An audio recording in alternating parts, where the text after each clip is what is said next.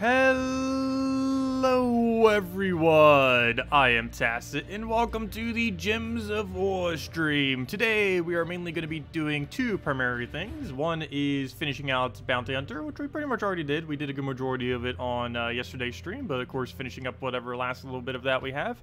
And other than that, we are going to be working towards Orbweaver. As you guys probably saw earlier, Orbweaver class event is next Thursday. So, yeah, we're going to want to get that leveled. Ideally, I want to get to level 100. I don't know if I'll actually reach that far. Obviously, there's quite a grind before we reach that. But it does gain a little bit more of a benefit at 100. Those 70s still perfectly fine. I'm at least getting a 70 at minimum for the video, just so I can kind of show it. Because every single time we've gotten that 7% instant kill thing, it's the only hero class I believe we haven't gone over that has that.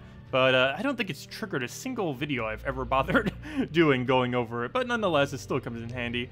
But anyways, we also got some spoilers, kind of, not really. It's kind of weird because on this spoiler, it mentions something really weird. I know that it's slightly small there, but it's because there was something specifically I wanted to put attention to. But they said it's for 4.0. Last I recall, Sin of Mirage, or Mirage, or however you, I don't know if you say that, was supposed to come before next patch, but now it's after? So that's weird because technically, from what we can tell, because it just doesn't make sense chronologically, because she said, well, for one, supposedly this kingdom's supposed to come out next Friday. So yeah, next Friday. She's going to be doing a stream on Monday going over and all that. But she said the Monday after she was going to go over the 4.0. So I don't know, is 4.0 coming in between next week? I don't know. We'll have to probably do a Teams video then if that is indeed the case, because yeah, well, we obviously know it's really close, but still, I don't know.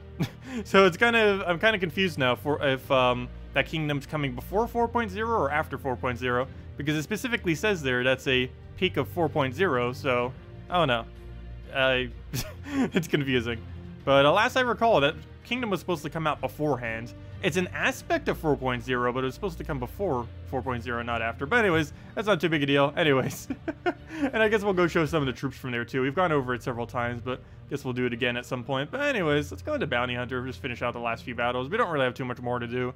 Really, all we need is one more battle until we technically finish it out. But obviously, we want to go a little bit further because the leaderboard, right now, we're ranked 99. We're actually still hung on to top 100, oddly enough. Well, you will want to keep that if we can, just because it is a whole extra orb. But we'll be running the same thing we have been. There's two different variants, either this or this guy up front. Both of them seem similarly as good, so we'll just leave it as is and see what we can do. So we'll get the Parrot, get a Silence, Feral Hound, get our manas, Yagway, throw the Convert, get all the purple to red, and then we just win, and he's just kind of there. The main reason he's there is because he's the captain. We need the higher bonus, and I don't really care for him blocking Feral Hound, so we just put him all the way in the back. And just hope that his Undead Slayer thing can actually kill them, and he is armored. So he can technically solo them if it's just him left. Not really the greatest to be able to solo with, but it does sometimes get through. But anyways, let's get into these. Just have several more of these to do, and then we'll mainly just be in PvP for most rest of the time, most likely. Hello, Dragon Ball Z fan. Hello, Medieval. Hello, Zork. Hello, Rain. Hello, Orla. Hello, Ema. Hello, Demon Rangel. And from earlier, hello, Juper. Hello, Zeddicus. And hello, Antian. Welcome, everyone. Hope all of you have been having a good weekend so far. Oh, and hello, JZG. Welcome as well. Okay. But yeah, we have a lot of stuff coming into Gems of War the next few weeks, that's for sure. When specifically they'll be coming is questionable, but definitely a lot is coming. And a decent amount of Next Kingdom is actually not too bad. I guess I'll go show it immediately. I might as well. I was going to wait a little while, but we'll go show it right after this battle, actually. Because we'll probably get the orb off this, and then we'll go and show the stuff from New Kingdom. I've already showed it several times, but I'm pretty sure some people still have not seen it. But we're going to move that over. Get that down. Do we even have Yagway here? Yes, we do. So we'll go for that. Get a nice hit in there. We'll throw it back down immediately. Get the Hound. Get our barrier. Get alignment. Perfect. And just keep cycling that until we win, hopefully. Complete miss, but we still have alignment, so we didn't earn that. Just get a hit on there. He has such a low attack that doesn't matter too much. We could kill it off our reds if we get really lucky here. I think I am going to go down that route. We just have to get 3 reds. Well, now 2 more. Now, there we go. Perfect. And they just died to the reds. The reason they do that is because we had the 3 lifesteal on him every red we take, so that's coming handy right there. He's froze and death marked that. That's actually not too big a deal. It's only annoying if he freezes our red or purple, and that is not red nor purple, so we're fine. We do not have an extra turn here. That is quite unfortunate. I guess we'll just go take a red into a little Doomskull poke, and we still have 2 little things we can go take. I kind of just want to hound it. But then again, he's just about to go and convert everything over. I guess we still go for it. So we'll go for hound. We do indeed land it, and we get alignment, and we get full mana. And that's dead, most likely. Oh, I should have taken that skull. We could have already won. Oh well. Luckily, in this game mode, it doesn't matter if we actually die. So if he goes down, we don't lose any points. And there we go. Only matters how much of a bounty start we start with. Also, someone posted on the forum getting 6,000 points off this battle, which means they actually won it with 4 bounty troops. They said it took them 5 tries. It obviously wouldn't be worth it, but that's actually really impressive that someone was able to defeat this with just 4 bounty troops. Normally, you have to put in at least 1 other troop, like Yagway or something else, just because it's kind of required for damage and just so you go quicker and such. But no, they managed to do it with just 4 bounty. That might be eventually possible a lot more often if they actually added good bounty troops. Of course, there aren't really too many good ones. There's basically Parrot, Feral Hound, and the Tiger guy that was just added today, or yesterday, I mean. It was about the only 3 that are like particularly viable in it, and that's about it. How to pronounce Mirage or Mirage? Isn't that, oh, is that just Mirage? Oh, I didn't even realize that. I thought that was some kind of other different word. If that's just Mirage, then yeah, I'm pretty sure I'm like completely pronouncing that wrong then. But yeah, I know how to say Mirage. I just didn't realize that was what that word was. But anyways, hopefully this is a blue orb. If not, that's quite unfortunate. Purple is still actually really good. That's better than orange, and that's definitely better than green. Not exactly what I would have wanted from this, though. Let's see, what is that again? 75 gem keys. What does that break down to? Wait, is it 75 gem keys? No, it's not that much. Wait, how much is this thing worth? I keep forgetting. We could check by going under guild, go under guild again, click over to... Oh, by the way, we're still missing 1 member, if anyone's interested in joining the guild. Our requirements are 1 million gold, 300 trophies, 1,500 seals, doing all 30 Guild War battles and participating in all of the guild-related things, and just doing tier 3 to everything. So tier 3 raids, tier 3 evasions, tier 3 guild wars, all that kind of stuff. If anyone's interested, we still have 1 spot available. So yeah, let me know. Other than that, what was I going to do? Oh yeah, orb. How much are you worth? You are 1,500. Divide that by 20, which is 75, right? And then you just times that by 9. But yeah, 1,500, divide that by 20, which comes out to 75. So I was correct earlier. Then you times that by 9, which is how much a gem key is worth. So yeah, that is worth 675 gems, the bigger orb. This orb right here. Technically 675 gems. So I guess it's okay. Anyways, that's that. We have several really easy daily tasks to do. The only one that's really we need to go out of our way for is the construct one, where we have to go and just kill a bunch of constructs there. But let's see, let me go through chat real quick, and then we'll go and go spoil some of the troops coming from Next Kingdom, which we've already done before, but I do want to go over them again. Let's see. Might be new kingdom and update comes at the same time. That could be a thing, but Salty said she was going to do the patch on Monday, but that could just be because she was going to do it after the fact, like the patch on Monday after the fact. I'm not fully certain, but we'll find out. But yeah, it could happen both simultaneously. They have done that before. If I'm not mistaken, Blighted Lands and Glacial Peaks both came in simultaneously to a patch when they both came in. There's also the first and only instance where they ever added 2 kingdoms at once, oddly enough. Also, hello, Anthony. Hello, Leomar. Hello, Marcelo. Oh, you're number 4 right now, going for top 10. Very nice, Zeddicus. Let's see. How am I doing? I'm doing really good right now. You said delving is what dungeons were supposed to be. Might that mean they removed dungeons for delving? No, they're not removing dungeons. Though, to a degree, they almost should. Delving literally is just what dungeons should have been. Like, the fact that dungeons even exist still in this game is kind of just weird compared to what delving looks like. You'll see what I mean when it actually comes out. Like, there's such a large contrast, but it's obviously what it should have been. Like, it is so evident that dungeons is just kind of lazy compared to delving, which is like, oh yeah, that's definitely the right way of doing it. Let's see. You got a major wisdom and a growth? Yeah, that's always annoying when that happens. I believe I got wisdom and purple, so I got orange and purple, which aren't the worst two. Preferably, I would want blue and purple or blue and blue, but as long as we're getting 1 big purple or 1 big blue, I'm normally fine with whatever we get. It's really annoying when it's double green or green-orange, though, that's for sure. Or double orange could even be pretty bad if you're not a early game player. Also, hello, Sharjuk. And hello, Ruts. And I believe that was every question, every person I need to say hello to. Also, hello everyone else who might be here. Anyways, let me go and go over the new troops. So I believe I still have the thingy up from the little post. Let me make sure I have the right tab going. And let's go over the 7 new troops, or technically 8, that are coming in through the new kingdom. Only initially will it be 7, but 3 days after the kingdom gets released next Friday, there'll be another one on the Monday after, which is also when you'll want to use event keys. Anyways, let me make sure this is the right window. Yeah, it's the right window. And there we go. Let's go zoom in so it's actually readable to a readable degree. And is that zoomed in enough? 200%. That should be good. Anyways, let me go move this down some, and let's go over this. Let's go move it down just a little bit so we can actually see it. And there we go. That'll be fine. It's right there, I guess. Anyways, that guy's already in the game. We don't need to go over that one. Let me just go move this down so I can actually read chat. Hey, I finally found a way to set this up that I can see chat while doing this. Wait. Let me move this over. And there we go. Now I can see chats. Okay. So, new troops that are coming in next patch. Of course, it's the 7 Sins Kingdom. So, all 7 Sins are in this kingdom, as well as a 8th troop coming the Monday after, which is going to be that guy. But anyways, let's go over the kingdom. It is Sins of... wait, where did the kingdom name go? Oops, those are Blighted Lands. Sin of Mirage. Let's just go with that. I'm pretty sure that's correct. But yeah, Sin of Mirage. Let's go with that. Actually, we're already here. Let's go over to Blighted Lands once too. Why not? So, we're getting a common on next Monday. It's going to be a yellow. I don't really think you need that for anything. Oh, Priest class uses that. So you can go max Priest if you want. But it creates 5 red gems boosted by burning enemies. You're pretty much never going to be using this. You'd be better off with Yarrow or that Fire Giant or just about anything. Though, one interesting thing is it does have a potential, as a common, to be able to create 13 gems per cast, assuming the entire enemy team is burned. So it has that going for it, though I don't really think you'd bring it out for anything, so probably not going to be too good. And we're also going to be getting a epic for the event. It's going to be a Daemon invasion for next week, which is going to be kind of interesting because we're also going to get an entire kingdom of Daemons this Friday. So, or, you know, next week's Friday, 6 days from now.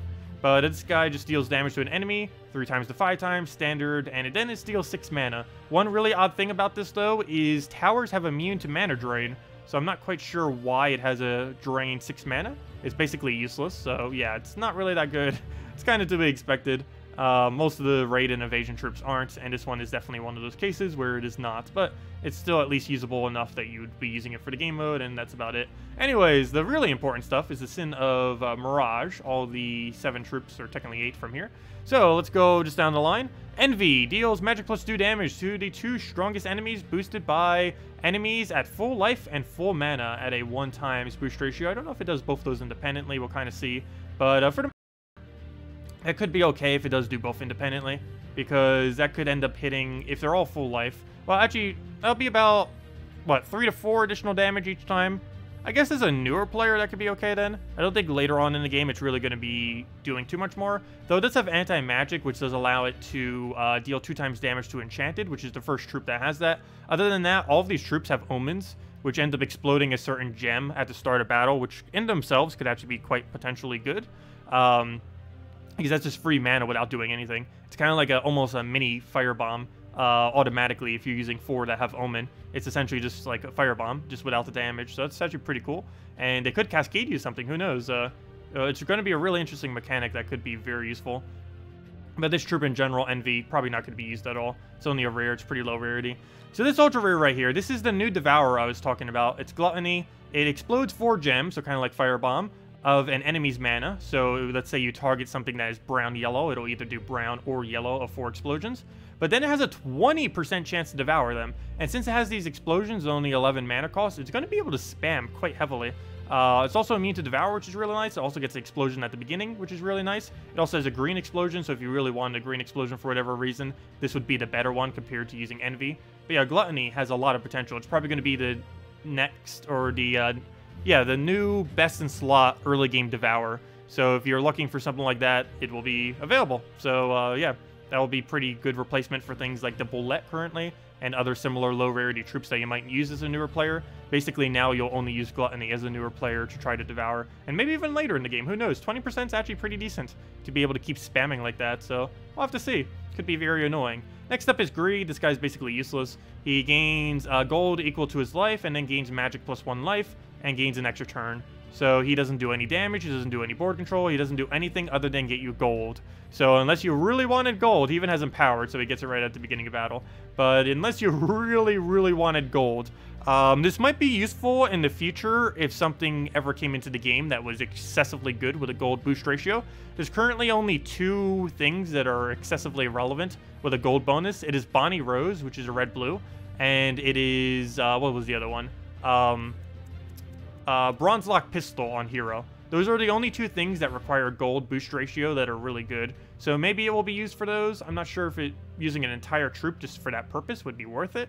But yeah, it's going to be one of the best troops to just mass gaining gold out of nowhere for no reason. Though because of the gold cap in battles, I don't really think that would ever really be worth it unless you're using it for boost ratio. Next up we have Lust. This is one of the 2 legends coming out from the next kingdom. This one ends up charming an enemy and a 40% chance to transform them into a succubus or an incubus. So basically, it's going to be one of the best transformers in the game. It's also going to be one of the best charmers in the game, which is a mechanic that's not too often used, mainly because we have this on it, Temptation. Charm a random enemy when an ally dies. So if you were to, let's say, keep spamming Sunbird down and keep casting that over and over and over again, well, every single time you cast Sunbird, it's going to die, and then you're going to charm a random enemy. You could also run with some kind of sacrifice spam team. You could run it in some kind of Black Beast team. There's a couple different ways they can really run it. Is it going to be excessively viable? Probably not, though that transform potential could make it decent.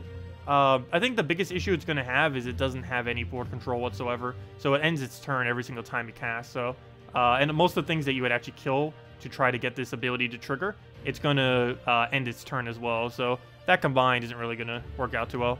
Yes, Goggin Good does have a gold boost ratio, but he's useless. Pride is the one we'll get for free from completing out the kingdom. He's the kingdom epic.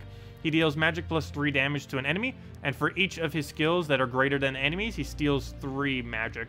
So that means he could potentially steal 12 magic from the enemy and give it to himself. This could be okay just because he has Impervious. He also has Death Touch, so you could put him up front. He even explodes the skull at the start of battle. So he would be a decent first slot kind of Impervious troop. So if you want to use him in like a skull spam team or something, he could be okay. Ability doesn't actually help with skulls, but I don't know. He gets to keep stealing a lot of magic, if nothing else. It'd really only be good for late game players, though even then, there's so many better options that you probably would barely even touch him. Obviously, as a newer player, most of the things you face will have higher stats than you, so it won't be as useful for that. So, excuse me. Yeah, he's kind of a weird troop that's going to be super situational, but I don't think he's really going to be used too much for the most part. But if I'm not mistaken, he actually is the first Impervious troop to ever come off of a kingdom, so that's pretty cool. The ones that you get for free. So this one right here, the common from the kingdom, for whatever reason, is like the best troop in this entire kingdom. It's really funny. But it drains all mana from all allies, which is obviously really bad, but also all enemies, which is obviously really good, and then gains life equal to mana drained. This is basically like a double-sided famine without the damage. So, yeah, only 10 mana cost is the main thing that's going to be insane about this guy. Not only that, but he gets mana at the start of battle because of, because of the explode on blue. So, yeah, that's going to be insanely strong. Like, ridiculously, especially if it ever gets a half mana start. Only 5 mana to fully drain the enemy team. That's going to be so ridiculously broken. It's going to be funny. I hope they don't nerf him at all because it's going to be an amazingly annoying fun trip to use. But I say that now, and I'm probably going to be raging at this so much later. No, but it is definitely going to be something quite annoying, to say the least. Easiest way to deal with it, or to build a team around it, obviously would be to build an entire team immune to mana drain. So you'd probably want to use something like Divinia into Yagway, into one other option, maybe even Orbweaver hero class. I'll probably be doing that initially. We're going to be using Orbweaver all the way up until Friday, and probably even up till Friday when the Kingdom comes out, because I want to be using a team. One of the teams I really want to try is a Sloth with triple immune to mana drain while using hero. So, yeah, that team, as I mentioned, would just be Divinia, Yagway, hero using some kind of weapon while using Orbweaver hero class, which is the only hero class immune to mana drain, and Sloth, and see how that combo goes. But that's one of my main game plans with him. And honestly, he's probably going to be one of the most useful things from this kingdom, as weird as that may seem, despite him being the common. So definitely a good time to go throw gold keys when he gets released next Friday, since it'd probably be very good to go get him maxed. He won't gain any extra capability from being maxed, but at least he'll have higher stats. Anyways, there's one more troop coming into the game on next Friday, and it's going to be this legend. It's Raph, of course. That's actually the one that was shown in that spoiler image, but it transforms all blue gems to brown and all yellow to skulls. So basically, it's just a standard double convert. And then it enrages all allies, so it's going to be able to hit through traits and everything. And that enrage should trigger before the skull hits, so you'll be able to enrage and then get your skull hit down, if I'm not mistaken. And it also burns all enemies, which is decent. And it also synergizes with the other thing coming actually that week too, which ends up getting boost ratio based on burn. Not specifically from this kingdom, but anyways, other than that, the other thing that he has is he explodes 3 gems when he deals skull damage. So out of all the double converts, he's the only one in the entire game that's actually going to be used in first slot. Every other double convert, except maybe Far's Guardian, tends to not ever be used in first slot. And maybe Inferno King, I guess, in some instances. But this guy is actually deliberately going to be set in first slot basically every time, because this will only trigger when he's the one doing the skulls. So obviously, first or second slot would be his location he would normally be in. Other than that, he's basically just a standard double convert that just has slightly different abilities. He does not have a half mana start, unfortunately, like Divine Ball or anything like that, but still going to be pretty viable. And then the Monday after, we're also going to get this. Of course, we don't have any more of the 7 Sins, so this is now a Barbergrost, or however you say that. And it deals magic plus 3 damage to an enemy, and then the enemy below. And it also burns and fairy fires both of them. This is basically like Salamander, except better, and it hits 2. So they really need to buff Salamander or something. There's so many troops from ages ago that are so dead content. But, yeah, this thing's basically like 2 Salamanders plus, because it burns and it does the fairy fire on top of that. But it also has the Omen. I believe every single thing in this kingdom has Omen. Almost every single thing. Actually, I believe that legend is, oddly enough, the only one in this entire kingdom that does not have Omen, is this legend right here. But everything else in the kingdom does have an Omen on it, which ends up doing that little explosion start. So, Omens in general are going to be pretty useful. But anyways, guys, that's everything with the new kingdom. That's going to be coming out next Friday, supposedly. So, yep, we got all that to look forward to. And, of course, we'll be going over them in depth when they actually get released and using teams and messing around to see what we can do. Let's see, what else did I miss in chat? Hello, elites, welcome. Good morning, Caroline, or Karina. Welcome. Hello, Igors. Hello, Starcrit as well. Welcome. And hello, Ellen. Welcome, everyone. Anyways, so let's go and head over to PvP then. We do have a few more bounties to do. I guess we'll go, you know what, let's go do them now. Might as well finish them now and then go head over back to PvP. But yeah, we have 3 more battles, which means we probably have about 5 more battles. We already made leaderboard back. We finally got the last reward, which we just opened. Now at this point, it's basically just trying to secure this 1 orb right there. That's 75 gems in 1 orb. That'll pay back for our 1,000 something gems that we paid for all this, as well as that orb to make it a little bit more worth the time. But anyways, what am I doing? I just went completely out of the game mode. But let's go complete it. Hopefully we don't lose any of these. Should be fine. All we have to do is win about 5. Any Valraven? No Valraven. Okay. Well, right off the bat, we're going to want to go for our mana then. Start getting Hound. Oh, did I leave that blue? This is not too big a deal. It's not really a really important color, but still. That's him getting blue, which he can now use a buff for. Which is not nice, but we'll go grab that down. I don't have full mana. I am going to deliberately get full mana here. Waste our turn to go do that. Go get this nice convert, get all the way back to full, and hopefully get Hound alignment and go from there. So move that down just to get full mana for everything, just so we have it, in case we feel like we need it. Go throw this down, hopefully get alignment. Even if we don't actually turn, we can do it the following turn, and your turn. Okay, he goes for another buff on the pretty annoying one, too. He could actually solo us with just Wraith if he really wanted to. Luckily, we have immune to mana drain on this, which helps out a lot. But yeah, that's basically going to save us so much. If he didn't have immune to mana drain, that'd be so ridiculously annoying against that Wraith. But he just hits on one of them. Not really anything too big. We don't have any alignment to do here, so I'm just going to throw Hound again, it looks like. I could go for Silence, but... Ooh, I probably should have. He's going to get a nice buff now. Oh no, we can still stop him. Unless he does it again. And he's probably going to do it again. Yeah, he's going to do it. That's unfortunate. We don't even have alignment now, either. Okay, I'm going to silence that one. We don't need it doing another buff. And I don't have the damage to go kill it yet. We didn't get any adjacents, unfortunately. But we'll go take a... However I take my move, I want to make sure we have a chance to Cascade. So we did get that. I didn't get the alignment I wanted, though, but oh well. I'm not even going to go for the skull. We're just going to try getting that down, and perfect. So we'll get the hit in there, so we don't need to deal with that anymore. Still have to deal with his armor buff that he just kind of did. So now we have a lot of durability to hit through on all of them. We still have that Skull Storm going, which is, in this case, is actually pretty bad, because this team has so many buffs that it keeps... we don't want them to get skulls. That's for sure. So we're going to throw another Hound down. We did indeed land it, so we'll do that. Get over mana right back up. Already got everything rolling then, and should be good to go at this point. He gets hit again. I could just throw another thing. We're just going to let Parrot die here. It's fine. Not too big a deal. As long as he doesn't just completely wipe our team out of nowhere, and he doesn't seem like he will be able to. And it's enough to kill it with a double Yagway. And down it goes. What can you use if you don't have Yagway? That's a hard one, because he actually is so vital to this team. Let's see. Basically, the biggest red or purple damage source you have, what that is really dependent on what you have. Alternatively, you can also run Mang. Mang using Titan in first slot is enough to solo these battles if you use it correctly. But Mang, technically Mang solo in first slot with Titan can technically solo almost every battle in the entire game. It's really hard to sometimes, but when you have some supporting troops like these, should be okay. But, yeah, Mang, don't underestimate how ridiculously overpowered Mang is. There's other ones as well that are Mang-like as well, which are decent, but Mang in particular is always really interesting since you can get one shot out of every skull you do, essentially, which is always nice. And Mang you get a 40 brown, 40 red hero mastery if you don't already have that. Oops, I thought that was an extra turn. Whoops. Oh, gotta be careful he doesn't get yellow either. But yeah, I would just say, just double check what your best highest damage red or purple is, and basically just plop that there. Keep throwing Feral Hound, keep throwing whatever your damage source is, and go from there. It's heavily dependent on what you have, though he is definitely the best in slot. Not even in Furnace or anything's better than him in this context of this team.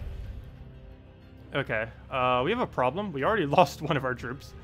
And this is the Valraven battle too, which of course is more important because this counts as 3 losses if we actually lose this battle.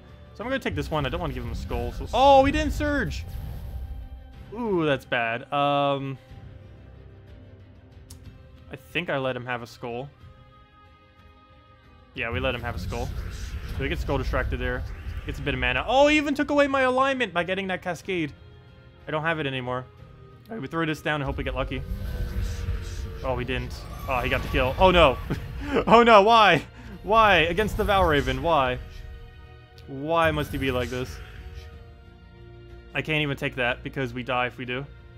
No!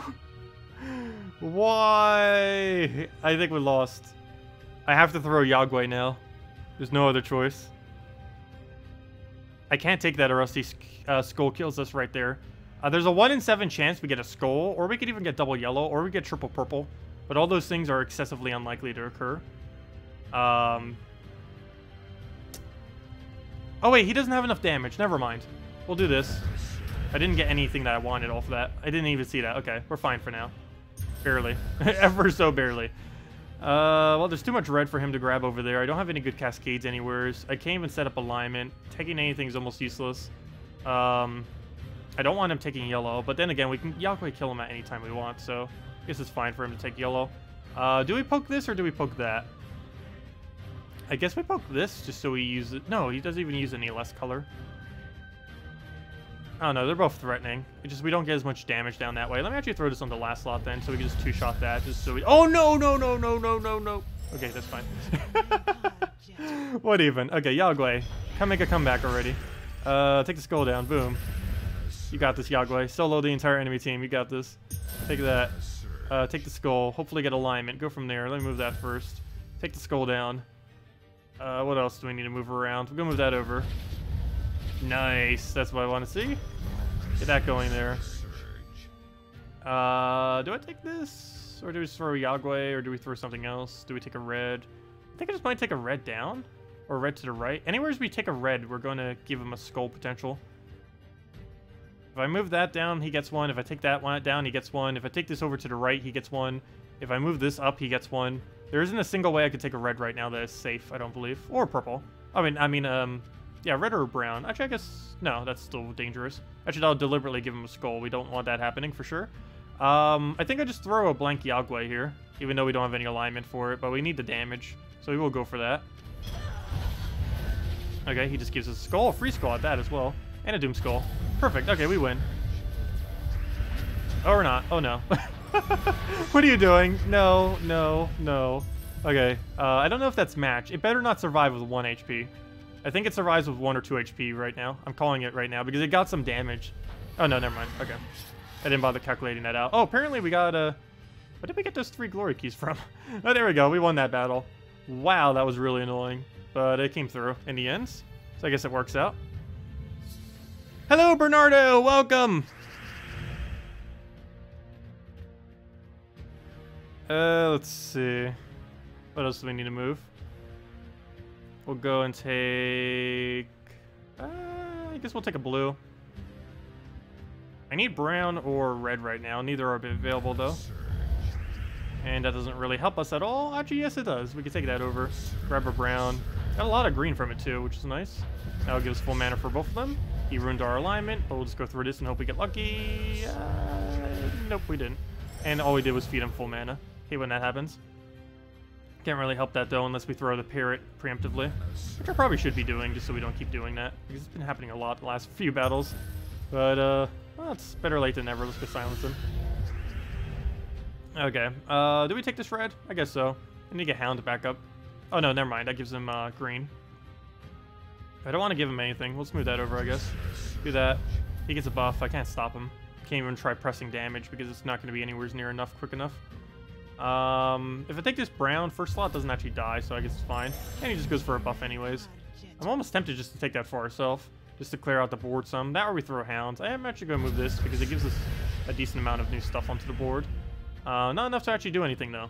But we'll go and throw this down, hopefully get our alignment we need. No extra turn, but I don't think he's going to ruin both of them. And that is definitely full mana. That should be everything to max. Almost 3 off. But we can easily go grab it manually. So move that over. I'm tempted just to throw Hound right now. There's so much red on the board, though. But I think we're going to go for it. Got 23 red. Wow. That would explain why that didn't miss. That was plenty of red. So go get that down on the board again. Might as well try for it again. 16 red, not as much as before, but still a decent amount. And good, we're getting the cycle. He died again, second. It's always weird when that one dies before the gate, but I guess it makes sense. Because it has more durability. Well, let's try a third time. Okay, we didn't get the third time, unfortunately, but he gives us the board right back. So thank you for trading reds like that. All you're doing is assisting us. I'll try it again. Got it, nice. No alignment, though. I think we still go for it, right? Yeah, because it's going to be full mana. So we'll go for that and just throw it down again. That should be enough damage. And if it's not, we can just go poke it with anything, and that'll be kill. And down it goes. And even if it wasn't, we still had 1 more hit. Or skull or anything. And there we go. And we'll have 2 to 4 more battles then. I highly doubt we're going to get more than 1 more Valraven, if even 1 more. And the last battle will determine it then. And we'll probably do tomorrow battles too, might as well. I think we'll need them to keep leaderboard. We'll find out. But yeah, we should be able to secure top 100, I think. If we were doing a little bit worse, I'd be concerned, but I don't know. It's actually going a lot better today than it was the other day, that's for sure. We had 1 really shaky battle earlier, as you guys saw, against that one Valraven, but other than that, they've been pretty decent today. At least compared to some of the ones we had yesterday. I don't know why. We just had like a really bad loose streak yesterday for almost no reason. Okay, we'll take the red over. Take purple. What else do we need to grab? I guess we'll take this skull. See if we can get another Hound down. Ooh, that did not get us that much mana. This board would be so good if we actually had Yagway to full mana right now, but we don't.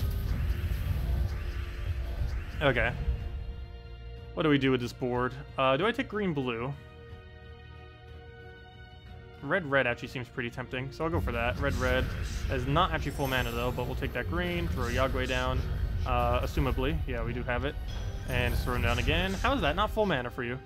We'll go grab that, so you have full mana, so we don't need to worry about it now, in case it misses like it does.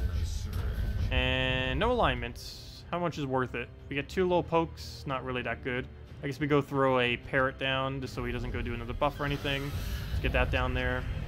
That does not give us the board we need. What else? I guess we'll take that red over. Other yellow goes down. We can go take the other red, just get a hit there. Or we can just go for this green, which I don't even need green, but we'll go get that for Hound if nothing else. He'll do his little buff. We still do not have Yagway. Come on. It's a land. We still somehow do not have it. Amazing. Okay, we'll take that down. Still don't have it. Still don't have it. And it's not even worth going for. I guess we just throw a Hound down. Good, there we go. Matter of time, but only took like 1,000 turns. Get down another Hound. Completely misses, but so does he. Take skull down, take a skull, why not? Keep getting skulls. He'll die to the red right here. And then we just Yagway 2 times, or 3 times actually, he got buffed. So we are going to need a 3rd. We'll go take the mana right there just so we have full. Never mind, that is 1 mana short, of course. Luckily that gives it all the way up. Okay, we don't have alignment here. I guess we just throw a Hound into alignment. Hopefully get it. Throw it down immediately. And then just double cast, and that'll be that. Take red. Dead. Dead. There we go.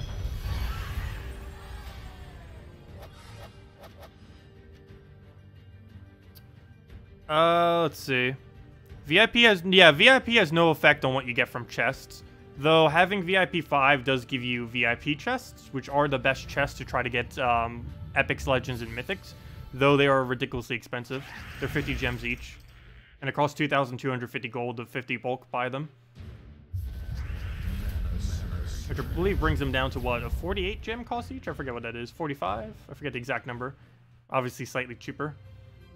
We'll go move this just so he doesn't get yellow. I can't silence him because he has immune to silence on his thing, so and we don't have the thing that stuns it, unfortunately. But at least he's in 2nd slot, so we actually are within hit range of Yagway. So we at least gotta have that going for it. If nothing else, that's Skull just gonna leave there. Nice, we actually even pick it up as well off of that. And that's match. We already got the Valraven killed. Hey, that went a lot smoother compared to some of the previous Valravens. Very nice. There we go. I think I'll secure the kill just out of safety's sake. Obviously, we don't have any good alignment there, but I just wanted to make sure he goes down because it evading counts as 2 losses. So we definitely don't want that happening. Even if we win the battle, it still counts as... Well, technically, it would count as 3 losses if that was the case. We lost the battle as well. Anyways, wow, that went really quick. And down he's already down. And there we go. We got 2 more battles now. And that'll bring us to what? That's like 10,000 more. It'll bring us to about 285,000. Which actually brings us, if we can maintain that, to top 50, ever so barely. But, yeah, we get an extra 25 gems if we can maintain that with tomorrow as well. Who knows, maybe we'll get another Valraven. Not like those 25 gems make much of a difference, but it's 25 more than we would have. As long as we get the orb, that's the main thing that matters, though.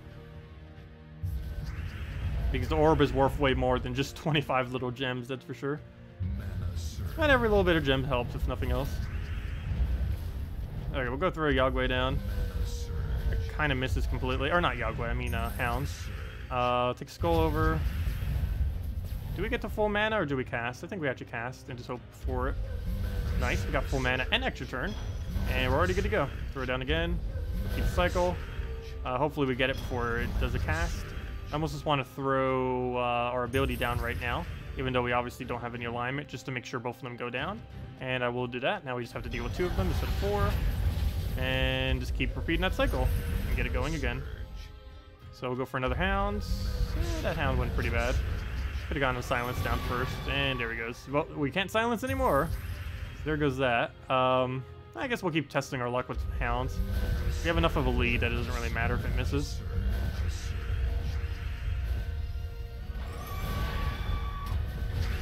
Actually, it's starting to matter slightly. Also, he just froze us on red, which is really bad. Because now I can't Yagway extra turn. So that being said, it doesn't actually matter if we have alignment, which we don't at the moment. Because we're not going to gain next turn even if we did. Okay, he just went down. Okay, gotta be a little careful now. Underestimating it slightly. We should still be perfectly fine, but you never know. All we need to do is just cast this and dead. They can win out of nowhere, especially with that Bone Storm going on. And we're even creating that Bone Storm. It'd almost be good sometimes to have that disabled compared to actually having it up. Sometimes it can be very helpful and speed up the battle, though other times it just completely destroys your own team, which is obviously pretty bad if that was to happen. Like, you do not want that just killing yourself, that's for sure. And it's really easy for it to do so. Yeah, things like perks on your weapons as well as your on troops themselves, I really wish there was a way to kind of disable them if you really wanted to.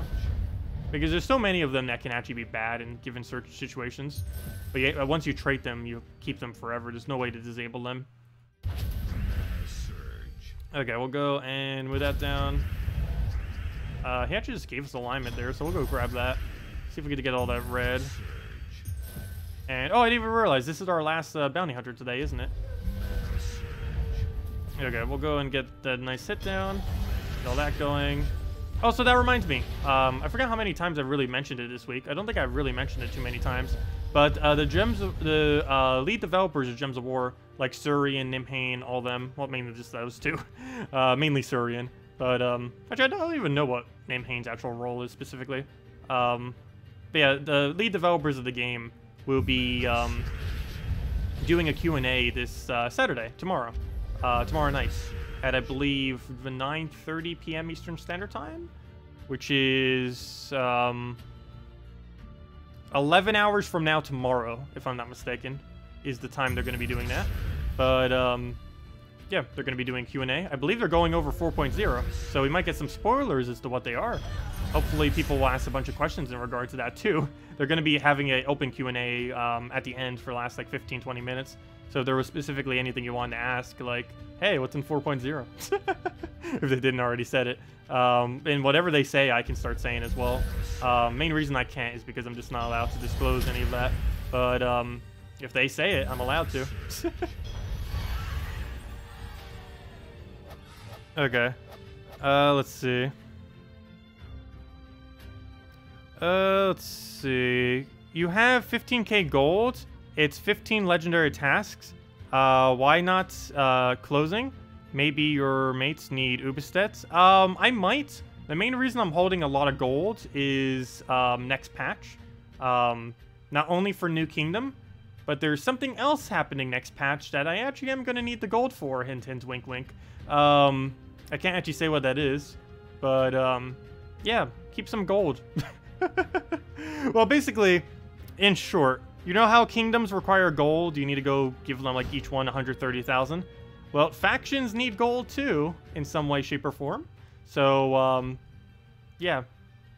So yeah, there's that. Can't really say much about that more than that, but yeah, you might want to get some gold. I don't think you'll need that much like I have right now. I'm pretty sure you barely even need any, but yeah, make sure you have some. Don't just dump all of them into the guild, or at least if you do, make sure you have a little bit on reserve. We'll go and take, what do we even need here? Move that down. Will we be able to get more diamonds to buy Mythix with the new update? I want to say no, though there is one feature coming in next patch that might be bringing it into some shape or form, though I don't believe it would be that many. If it was, it'd be a really insignificant amount. But no, I don't believe there's any way to really expedite the diamond accumulation starting next patch.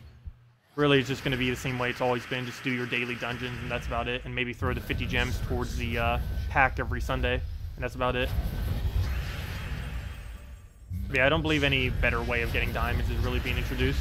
The main thing that they're focusing on next patch, from a resource perspective, is better accumulation of what are they called? Ingots. Because as you guys know, at the moment, ingot accumulation is excessively bad right now. Like really, really, really, really ridiculously bad. Also, why am I using this team? I should be using the team that gives us more resources. Elemental Explorer.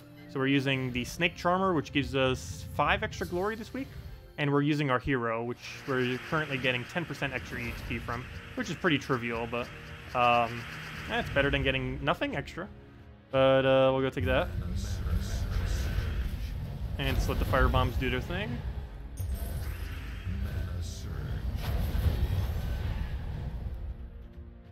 Let's see. What else did I miss in chat?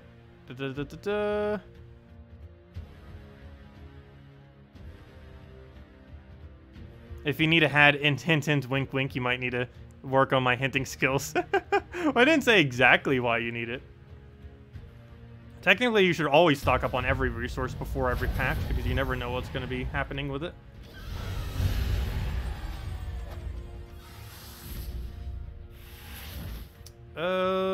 What's with all the fire bombs? I don't mind, though. They make it a lot easier, if nothing else, but still.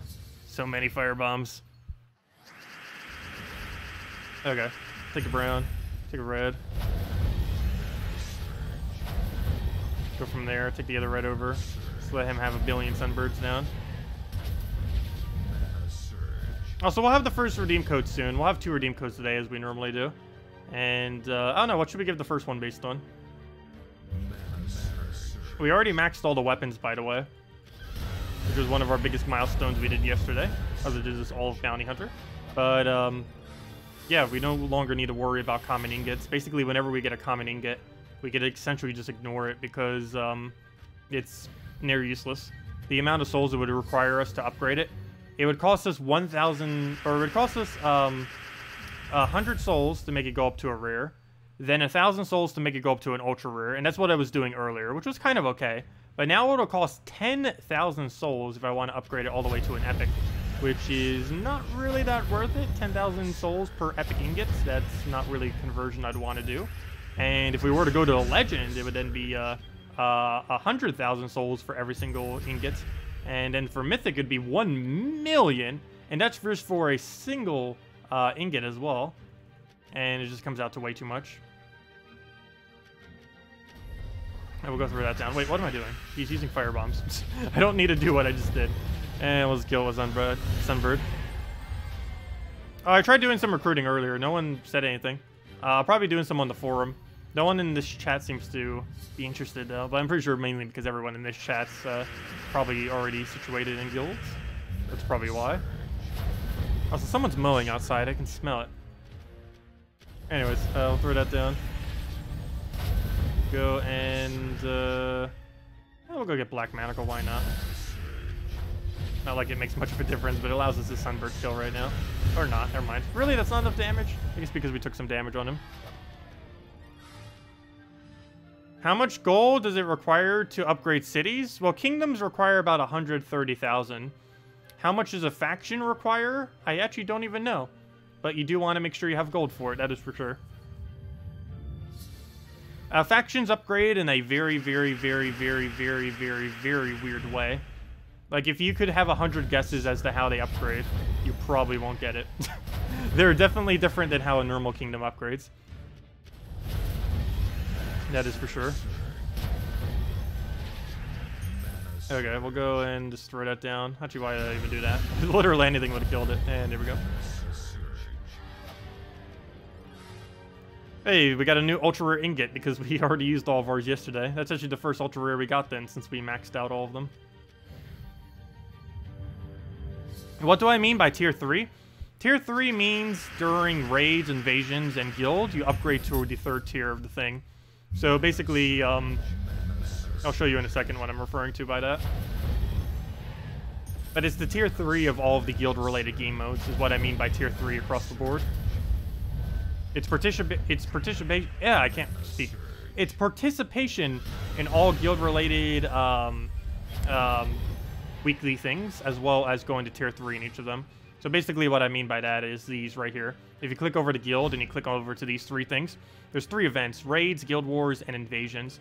And every single week during these, you need to do them, and you also need to do them to tier 3, which means at minimum you have to buy 250 gems worth, which will give you the new troop, the new weapon, some legendary ingots, a bunch of random troops, but mainly the sigils, so that you can help get the guild to get all rewards. And it's mainly just to help, because we always hit all rewards, so we kind of just need everyone doing at minimum tier 3, just to kind of help us along, and it just gives orbs, all the keys, and all that good stuff, for only 250 gems, so pretty good value still, even with that requirement. And you can see some people in the guild go way higher than that. Zork went for leaderboard. Normally that doesn't happen, but yeah, you can see.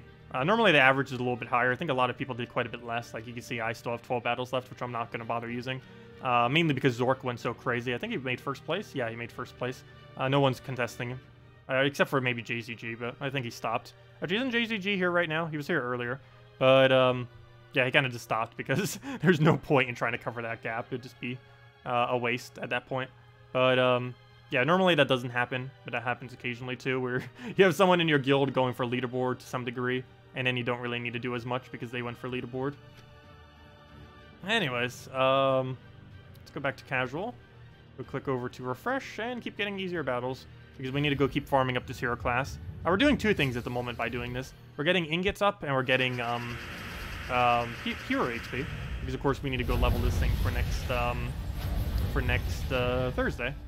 That's one of the main goals at the moment. It's going to feel so good when we no longer need to upgrade any of these. We're still about a month or 2 away from that point, but once we reach that, it's going to be so nice. No longer need to level up heroes, and then we can just use whatever hero we want. And hopefully by then they'll have the ability to change hero per team, kind of like how you can change banner per team, or, you know, have it set per team. So it's going to be really nice whenever they do finally do that, if they're going to do that. They've mentioned in the past. I don't know if they're actually going to be really doing it, though. I sure hope so. Hello, Onizaki! Welcome! Okay, we'll take a brown, get the red, get the green, get a little bit of everything. He'll just throw some fire bombs down, and we'll be good to go. Take skull. He'll do whatever. We'll throw sunbird. Why not? We'll firebomb, or he'll firebomb. We'll firebomb, and we'll go from there. Never mind. He's got a double firebomb, and there we go. Don't even need to do anything else. Oh, you know what? That's what that new gold guy is going to be really good for. You know what you could do with him with?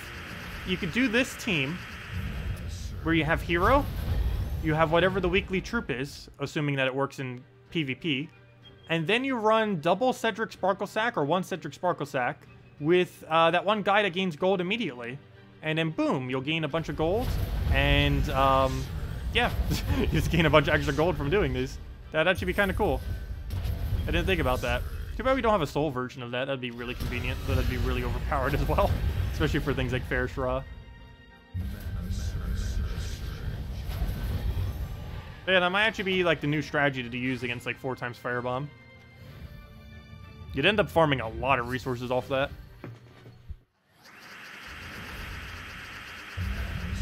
Technically, we could be doing that right now and put like double Cedric. Actually, you know what? We could still do that. We have that one guy that converts. The only problem is he doesn't end our turn. But then again, neither of them end our turn. I guess that's fine. You know what? Let's actually go do that because we're not really using these. They're kind of just getting in the way. It's not that many more resources, and I don't really need more resources to a degree. But hey, might as well. Gold can go to gold keys, so.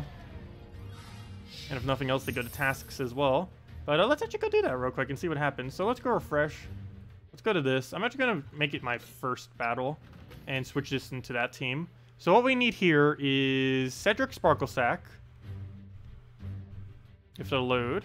Come on, game. There we go. After level 10 to level 20, you know what will be needed? What do you mean by that? I do not know what you're asking specifically with that. Okay, let's get rid of that. And now we need two things. We need Sea Dog. Sea Dog. How do you spell Sea Dog? I don't know if it's two words or not. Apparently it's not. So he gains a bunch of gold right off the bat, so that's good. We now throw a Cedric Sparkle Sack in there.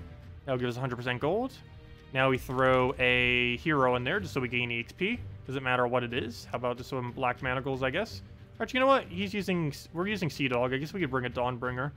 Convert screen to blue. Sure, why not? We'll throw a Dawnbringer first slot. That's not how you spell Dawn. That's also not how you spell Dawn. There we go. Put that in first slots. Put that there. Put that there. And what was the other thing we needed? We needed the event troop this week, which is Cobra, whatever his thing was. The Snake Charmer. There we go. Okay, so we just roll with that. We put our banner into something that gives us a bunch of mana for those. So I guess we go minus brown. And there we go. Oh, wait, actually, do we have a plus blue too? That does a minus that we don't need. Well, technically, we don't need anything other than what Dawnbringer color is. But yeah, what's a plus 2 blue that has minus of something we don't need? So that one. And we'll go with that. Okay, so we get plus 2 blue, plus 1 yellow. And now we gain a lot more resources than we were. Sweet. Okay, let's give this a shot, see what happens. So now we're getting a little bit extra gold on top of it. It's not really that big of a deal, but we get something. So I'll do this. It's green to blue convert. I'll just throw it randomly. Doesn't really matter. Let him have his skulls, so just firebomb, take a skull ourselves. And yeah, it doesn't really make too big of a difference, but you can see we gain 40 more gold in that case, which it gets bonus increase. So I think that 40 gold actually comes out to about actually we can tell exactly how much that 40 gold comes out to. Every single battle now, from just using the Sea Dog in our team with Cedric, we are now gaining let's see, we get 40 gold plus 155%. So 40 times points, 1.55. So we're gaining. No, that's not right. 62 plus 40. We're gaining 102 extra gold per battle is how much gold we're gaining now from just having him in there. So that's not too bad. It's obviously not like excessively good, but 102 is not small. It adds up over time. If we do that literally every battle, and we're winning these battles in under a minute, that's a few thousand extra gold per hour. I guess it's coming through to some degree. Anyways, let's just keep passing our turn. I obviously don't really want to do anything other than just getting him to use Firebomb. Only reason we really have the Dawnbringer is for, there's no reason. We just have Dawnbringer for the sake of having Dawnbringer. Unless we're up against like a really weak Firebomb team, I don't think we'd ever actually need it. We just basically have everything that gains us resources. Also, I need to make sure someone doesn't use a fake Firebomb team. If we see a fake Firebomb team, I need to just retreat, given the team we're currently using. Because this team does not function against a fake Firebomb. Alright, we'll throw that down. He does not ruin alignment, oddly enough, though I don't even know if I want alignment. It'd be better if our end turn just ended. And let's take a blue, I guess. Didn't get enough mana, unfortunate. Need to even use the right one, also unfortunate. We'll just move that over and down it goes. And there we go. Put it on Warlord 4 against the Firebombs? Oh yeah, duh. Could have done that in the... Wow. How did I not do that in the first place? I forgot you can even set difficulty. Wow. Yeah, that might help. Oh, there we go. We even have barrier now too, so they can't hurt us. Not like they can really kill. 60 damage is not enough to really kill. Well then. How did I not remember that? It's literally just sitting right there. Oh yeah, that's gonna up the resources a lot then. Look at that. 3,400. Wow, that's so broken. That is so broken. Well then, anyways, Firebomb again. Completely forgot about that.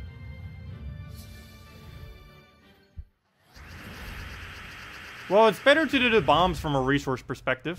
And at the moment, we're mainly just resource farming. Obviously, if we're going to do legitimate battles, we shouldn't be doing firebombs. They are ridiculously easy to kill out. I don't know. A current meta is really starting to get old, personally. It's just pure divine, literally everywhere. Like, every single battle is just pure divine from wall to wall. And the few that aren't are just the other really strong teams that have been good forever. Oh no, our hero died. We still gain 2 HP, right? Wait, do we actually gain 2 HP if hero dies? I believe we still do.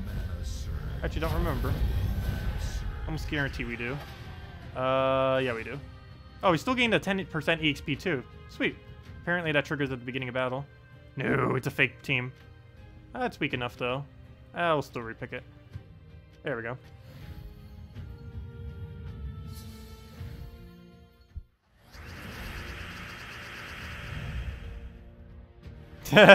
Gains 102 gold, spends 150 to repick. Well, it doesn't really matter how much gold we spend to repick since we're net gaining more compared to normal PvP.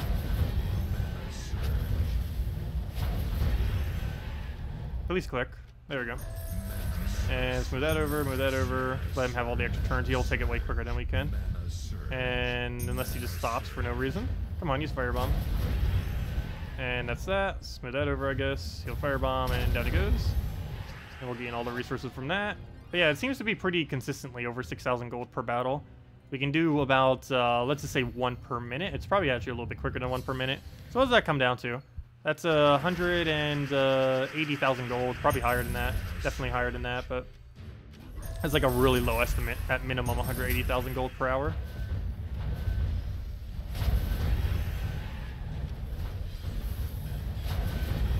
And we'll take that over. Let him just have whatever here. Firebomb. Skull. Do whatever. Stop hitting. Stop hitting. And then he just goes with firebombs, and there we go. Hey, we even got arcanes from it. Not like I really need them anymore. Trait stones are so useless once you've already maxed out everything.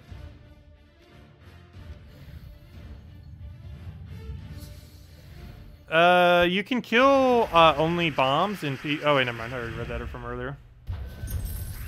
But yeah, the firebombs are the best value thing you can ever kill in PvP, obviously. Ideally a 1 firebomb. You have to glitch it in order to set your team to 1 firebomb. I don't know if that's really a bannable offense. I don't think it is. You shouldn't be doing it though. But I believe it is possible to glitch it so you can set your team to 1 firebomb. Which would be even better than setting it to 4 firebombs. Not too many people do it though. But it is still possible. What about using Moneylender? Well, I don't really need Moneylender. What would he give us? If we were using a normal team, Moneylender would be nice, but we don't need his mana generation, and he doesn't have an effect that'd be useful. We gain 100% extra gold off this guy, so that's way better than Moneylender's 25%. I think that still triggers if he dies. Also, the reason we're not using multiple Cedric Sparkle Stacks is mainly because it doesn't actually stack that gold higher. It only stacks the gold higher that we actually accumulate in the battle. And the only gold we're really accumulating in the battle itself is from Scurvy Sea Dog doing his cast. I don't think there's really anything we need to replace out here.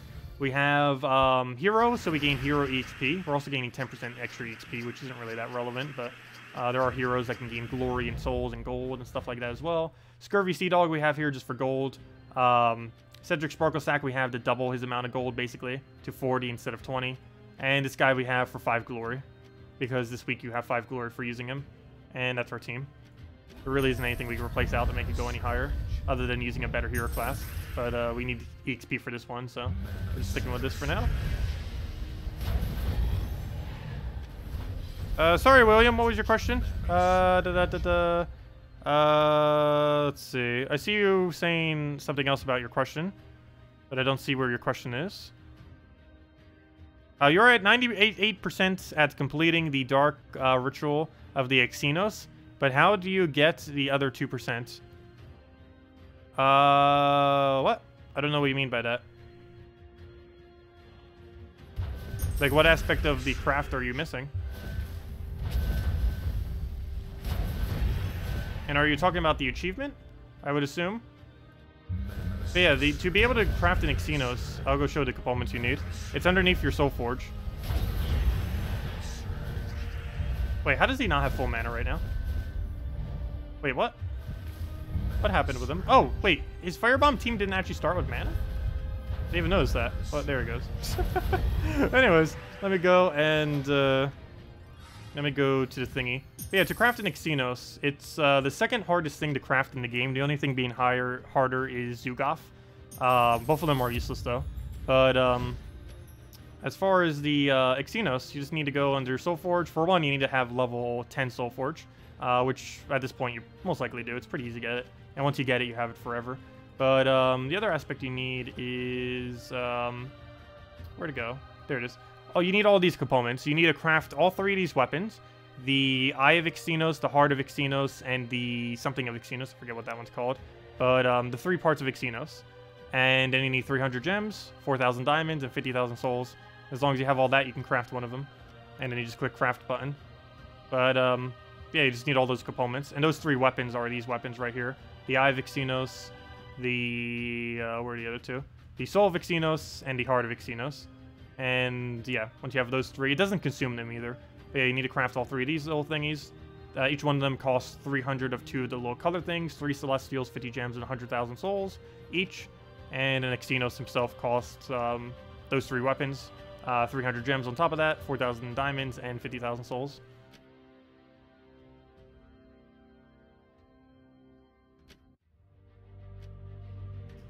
Let's see. The task? A daily task that's Dark Ritual? I have no clue what that is then. Not the slightest clue. I've never seen a task that's related to him. How to get Dawnbringer? You need to go and do basically the same thing in Soul Forge, except you're doing it with a different thing.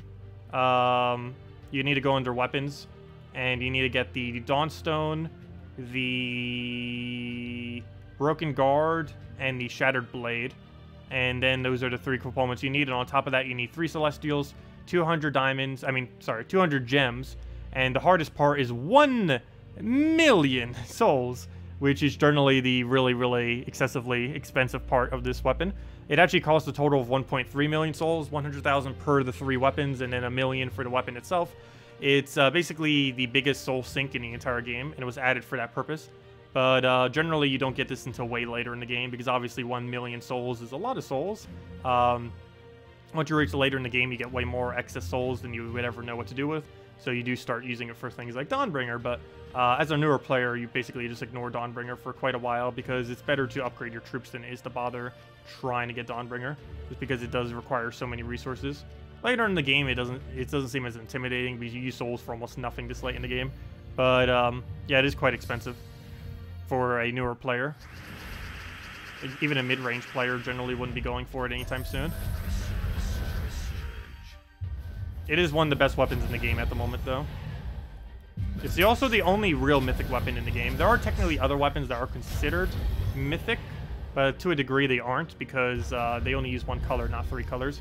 But Dawnbringer is the only actual mythic weapon that uses 3 colors. And they're probably going to add more in the future. Oh, we just got Grim, except I don't need it. We also got an Ultra Rare Ingot, and we got a Orbweaver. Yeah, we got that Grim off of someone in our guild doing it. Unfortunately, we've already had that thing maxed. I hate getting repeat pets that we already have maxed. Too bad there's not a way to craft them into something else. I should probably be doing them, though, in case they ever add some kind of way to use those other resources. But, I don't know, we'll see. Let's just get some gold, let him firebomb a billion times, go from there. Firebomb number. Can you stop homing onto the hero literally every time you cast? Here, have a Dawnbringer so you don't die. Not like it matters, but there we go. Move that down, take skull, double skull. Here, I have another Dawnbringer, why not? And not like it's gonna kill it, but there we go. Take a skull, he'll take some yellow, then firebomb, then dead.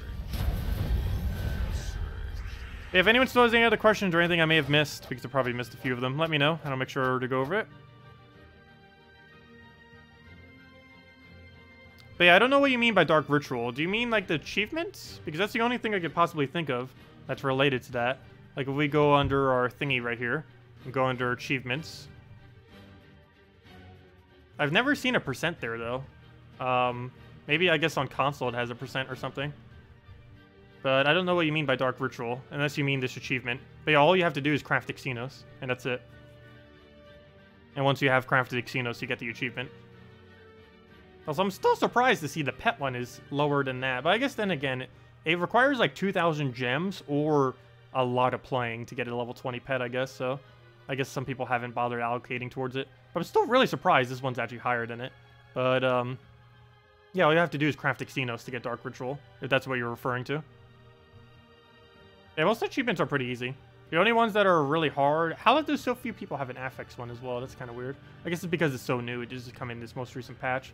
But yeah, the only 3 that I would say are semi-hard is... Actually, the other one I was about to point out is hard. Doesn't appear to be that hard. But find a treasure hunt with 2 or more vaults. If you don't play treasure hunt a lot, and you're not used to how treasure hunt works, that could be a little bit annoying. Because it actually takes skill and some luck. Combination of both in order to actually get it. And the other 2 hardest are obviously the 2 lowest ones. Dark Ritual, which you need to craft Xenos, and get a level 20 pet, which requires a lot of gems or a lot of time. Though once you start getting level 20 pets, you start getting a lot of them simultaneously. But yeah, the Dark Ritual achievement only requires you to craft Xenos, and that's it. It doesn't require anything else other than that. He's one of the most useless troops in the entire game, but he is required for an achievement.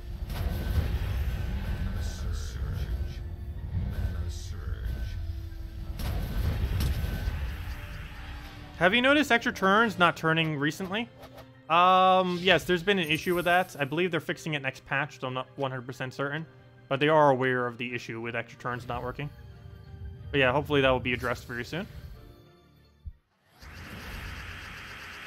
There's always been various bugs here and there. And of course they do try their best every single patch to get as many of them cleared out. The only real big issue is sometimes they end up making more bugs by fixing the older bugs, which always just seems funny. But yeah, in time they will be getting all those out.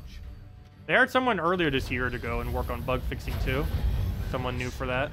But yeah, it's a slow process, but they are getting around to it. While still adding new content. Wish they would focus on it a little bit more, but they only have so many people working on it that they can allocate time towards. We'll go into this one. How do you get War and Peace? War and Peace is obtained by completing out the Adana quest line and then completing out the KZL quest line. And at the end of the KZL quest line, after doing the Adana, you will get a little quest thingy, and this will then give you War and Peace. It's one of the best early game weapons you can get in the entire game. Also insanely good in Arena. It's also the lowest requirement dual color weapon in the entire game. And you can get it as low as like level 30 if you were to rush it immediately. Or realistically more by around level 50 to 100. Which at that level range, you generally don't have dual color weapons. So it's actually really cool being able to go get one off of doing that.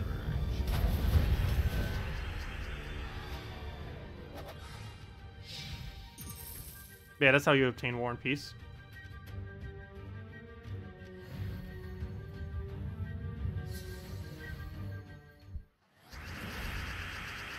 You're a QA tester, you have to blame the devs. They do have QA people as well. Supposedly. Keyword supposedly. No, they do. It just, yeah. A lot of stuff gets by sometimes. I'll go take that. Take blue over. And take red. Throw Dawnbringer. Take purple over. And dead.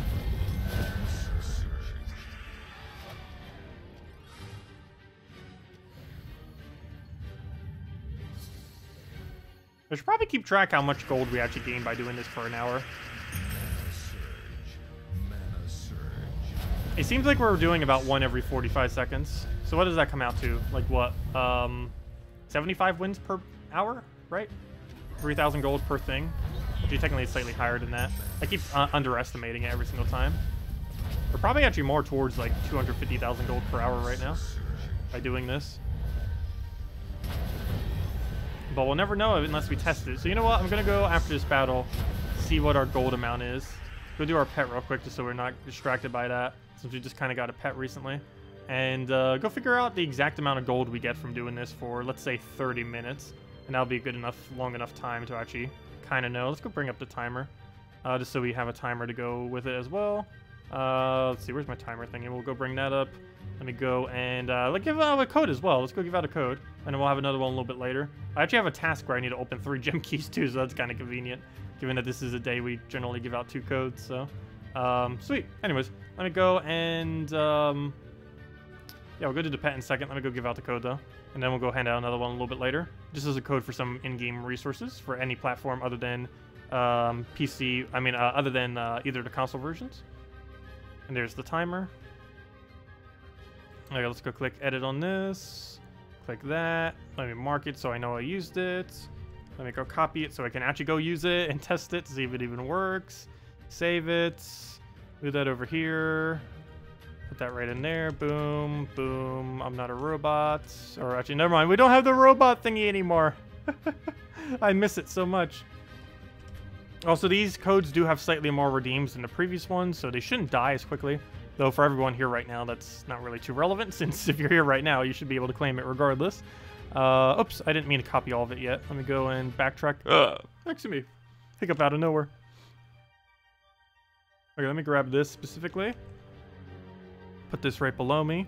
Where is the thingy I'm looking for? I'm looking for the magical thingy of thingy. I'm looking for the redeem code section. There it is. Put that right in there. Boom, boom. And is that centered? Not really. Let's go and move that over. And close enough. Okay. Click OK. There is the little code. And let me go copy paste that into chat so you guys can just use it. Use it on gemsofwar.com underneath the game code section. Also, hello, Mue. Welcome.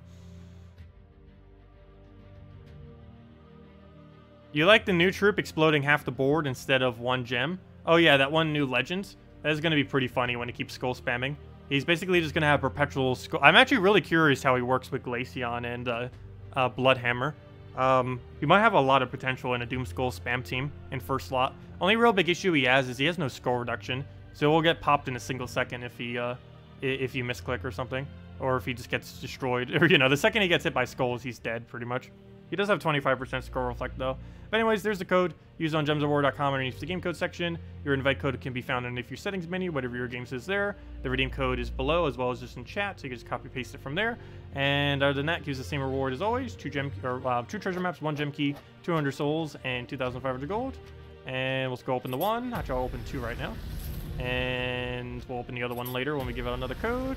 And hey, we got ultra rare ingot. That's what I want to see. It's way better than just about anything else we could really be gaining. That or a better ingot, of course, as well. But I'll take it. Ultra rare is still fine.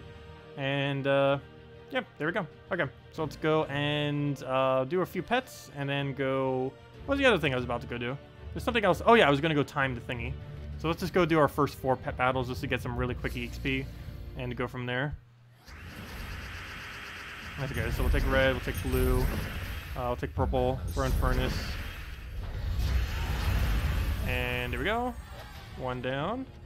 I'm just going to do the first 4 just for some quick EXP. Nice quick 8 EXP to get to it. Yeah, no problem for the code, everyone. If anyone still has any other questions or anything you want me to go over, just let me know. Otherwise, a good majority of the stream will just be continuing on the grind of various stuff. And next thing we're going to be testing is how much gold we're actually gaining per hour. Because I'm kind of curious what that number comes out to, specifically. I haven't really bothered testing gold or glory rates for a while. Well, I have tested glory rates in what's it called? So let me actually go test both of them. We can do both simultaneously. Let's see how much glory we gain per hour by doing this, and how much gold we gain per hour, and track both of them. Souls and EXP I'm not going to bother tracking. Nor am I going to track number of wins, I don't think. Because it's more relevant what our actual stat gains are. I don't know, maybe we will go test amount of wins. There's actually a really easy to do way to do that now that I think about it. I actually will track number of wins because that will tell us how much class XP we gain per hour as well. So we're going to do this to test 3 things then. The amount of gold we gain, the amount of glory we gain, and the amount of class XP we gain. Because that will also tell us how many battles we did by tracking class XP. Also, it tells us how much class XP we get. I always just say it's 120 per hour, but I think it might actually be a little quicker than that, we'll see. Or slower. Depends which way you're kind of doing it. Could actually be more towards about 100. I do know that doing it in things like Explore can easily reach up to 180 plus, though. Which is PvP is obviously slower. Anyways, oops, let me go grab my rewards just so that doesn't get into the mix of our gold, because we do gain a little bit of gold from that. Not really that much, only at 5,000. It's like 1 battle worth of gold. Anyways, let me just go click that, and let's go track these 3 resources and go put them down somewhere. So we have 3 resources right now. Let's see. Let me go type this down. Let me go bring up a notepad, I guess, and just put them in there so I don't put it randomly some other place. So we need to track 3 things. I guess we'll even track our soul amount. Not like we're really gaining that many souls. The only thing I won't really track is EXP, I guess. So 2,127 070 souls. The main one we want to track is 16,093 744 gold. And the last one we want to track, which is somewhat relevant because of this week, is we're not getting the extra +1 per battle though, but we could calculate that out by seeing how many battles we get off a hero class. That much glory. And one other thing we need to go track is our hero level currently, as well as the amount of EXP it's currently at. So it's 21 out of 53 is what we'll type down then. And that tells us that we're level 52. Where's the thingy for that? There we go. And then we type in, where'd it go? This has appeared on me. 21 out of 53. And 21 out of 53 hero EXP, level 52. Not like that we really need that info, but it might help us some. Anyways, okay. So that's all of our resources as of currently. Now we just go test this for, let's say, 30 minutes and see what actually the results come out to. It's been a while since I bothered testing something like this. But let's go do exactly that. Let's just repick until we find a firebomb, and then we'll time it at the first firebomb start. Hello, firebombs. Hello, firebombs. Hello, firebombs. There we go. Okay, and we'll start it right here. And as soon as we click, where's the button for... I forget what Kaki I use. I believe it's this one. And let's go for about 30 minutes. Let me double check chat before I do. Oh, you just got amnesia. Very nice. Congratulations. Did you actually get it off the code? That's super lucky if you did. Your intro in Spanish? Hola. Oh yeah, that would be funny if I actually do that. Just start my intro in a different language. I do want to do something trollish for April 1st. Next April 1st. I don't think I did anything this April. Or, you know, for April Fool's Day. This time around. Because I was busy around the time.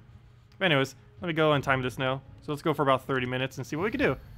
We already have the numbers tracked, so all we need to do now is just play this out and see how it goes from there. So let's just go and throw this immediately, I guess. Let him do his things. And after 30 minutes, we'll see how much resources we get and just times it by 2. And that'll be close enough. This gives us a general idea. Can you not destroy us? There we go. I think both of those effects still trigger even if we die. Yeah, we should. Wow, 4,000 something gold. Cedric doesn't actually help that, by the way. He only helps in-game gold. He does not help the other gold. Also, what's nice about this is we're actually tracking the amount of repicks we're doing, too. Well, not necessarily, but you know, the gold is being subtracted from our gold, so it does get factored in automatically. I don't need to keep track of the repicks specifically. Though there's no way to actually know how many I have done, is the only problem. But it's not really that relevant. Because that can vary a lot, how many times you have to repick, based on how many fire bombs are around you. And obviously earlier on in the game, there's not as many fire bombs. Later in the game, there's like 1.5 billion of them. There we go.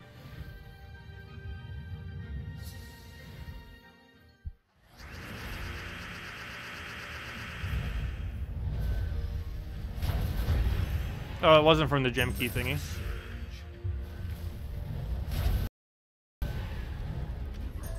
There have been people that have gotten it off it, though. This is very rare. Okay, he'll do his thing. There we go. On to the next one. So far, we're at, like, what, 3 wins? I believe it's 3 wins. Luckily, we don't need repicks for these. Okay, let's go throw our blue down. Let's let him do whatever. Take a skull if it's available. Take that, take that. Let's go throw this down just so we go get a little bit more gold. Not even sure if it's really that worth it with how much time it takes for him to cast. We're just taking a normal move. Oh, we actually got a spider at the end. Wait, what? What? What? What? What is that glitch? He ended up doing damage right at the end, which made... Really? That's gonna hurt our data. Rip. Okay, you know what? Gotta restart. Yeah. Okay, we'll finish out this battle and get all the recounts. What was that glitch? I've never seen that before. It was from the hero class we're using right now, too. I've never seen that. Well balanced, or not well balanced, well non-buggy game. Okay, anyways. Let's go do this again. Let's go get all new data now and go reclaim all the data points and then start the timer back up. Oh, why must you do this? Okay, let's update all of our numbers. Let's see. Let's go get the updated number for our souls, updated number for the gold. 134. Updated number for the gold is 108. And what's the other last few numbers? 512. The updated number for the glory, which is 94. And the updated number for the hero EXP, which is some amount of extra EXP. I think we gained like 10 or something. And where's the class info? 29. So we ended up doing 9 battles. But where's the 9? There it is. Okay. And that should be good. Okay, all the numbers are updated. Let's try this again. Let's try this again. Okay. Let's go right into it. Click start. And there we go. Yeah, I've never seen that before. Yeah, someone should definitely clip it. Oh, wait, never mind. There's no easy way to do that on YouTube. I'll clip it myself at the end then. Yeah, that's the only annoying thing about YouTube compared to Twitch. It's a lot more annoying to clip on YouTube. And people that are watching can't clip either. It's only possible by the streamer. And there it goes. Yeah, we'll click refresh, click refresh, click refresh. Give us firebomb already. Wait till the new update, there'll be way more glitches. You mean features? Features. Glitches are features. Anyways, we'll throw it on, bring it down. Get that going. We already got our gold. Can you please click? First scroll down. And dead. If you'll end your turn. Dead. Stop. End your turn! And now he's dead. Wait, what did we get 20 gems for? Oh, trophies. We actually got 40 gems today, by the way. 40 gems and 3 glory keys for doing, like, nothing. The only thing I need to specifically go out of my way for is I need to go do 15 construct battles.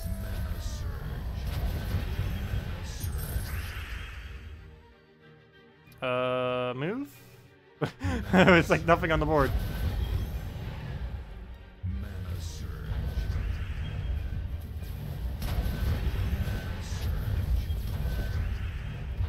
And there we go. Hello, Durade. Welcome. Welcome.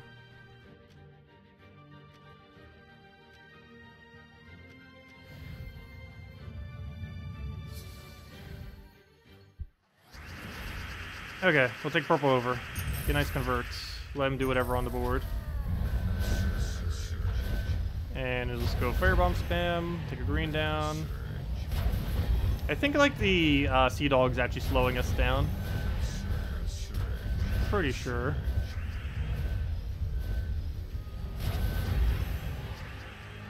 It's a pretty trivial amount of gold relative to the full amount. He's giving us an extra 100 on top of a normal 1,000 something gold gain. He's only increasing our amount by less than 10%. If even that. No, what less than that? Because his base value is 20 gold.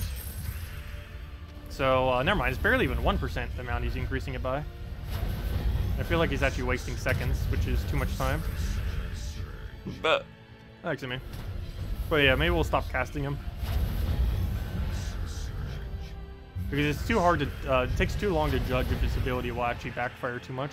Because if it extra turns or gives him an extra turn, it has already backfired.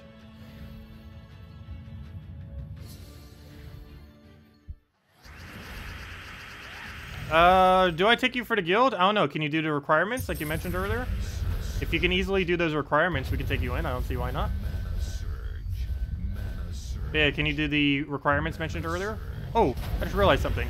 We have a gnome to go kill, and I did not have any way to go kill it properly. Also, why is he not using normal fire bombs? Okay.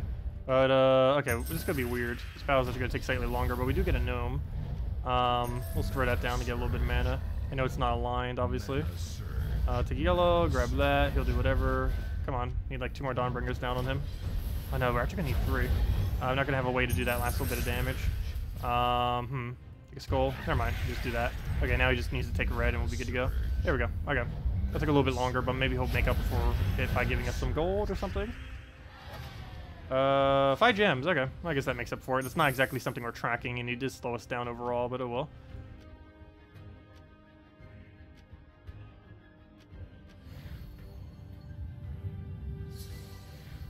Oh, so what was your question, by the way? And I can go answer it.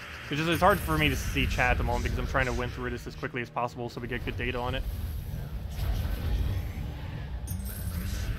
Okay, move that over, move that over. Throw Dawn, bring it down. If in the last enemy firebomb explodes and dies, something. After explodes, after cascade. Will it cascade of skulls? Will it damage you? No. Skull, if you're hit by skulls, even doom skulls, after the entire enemy team is dead, you will not take any damage. It does 0 damage because there's nothing there to do damage to you. But yeah, it does 0. I believe even doom skulls do, though I never actually tested it with doom skulls. But I know for sure normal skulls don't do anything.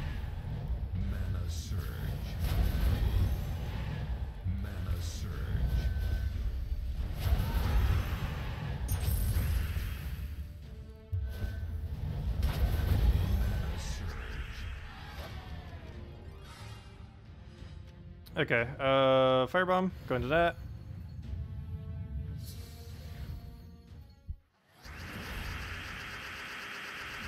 Okay, we're gonna take green down, take skull. Oh yeah, I believe we're in bracket 3 right now. We normally are in bracket 2. Main reason why we're actually down is because we were missing an entire person last week. We were actually placing in 15th or 14th if we had that person. But it's the only reason why we moved down the bracket was because we were missing a person, which is why we're still missing a person. It was because we didn't have someone there. Let's see. We're gonna go into Firebomb.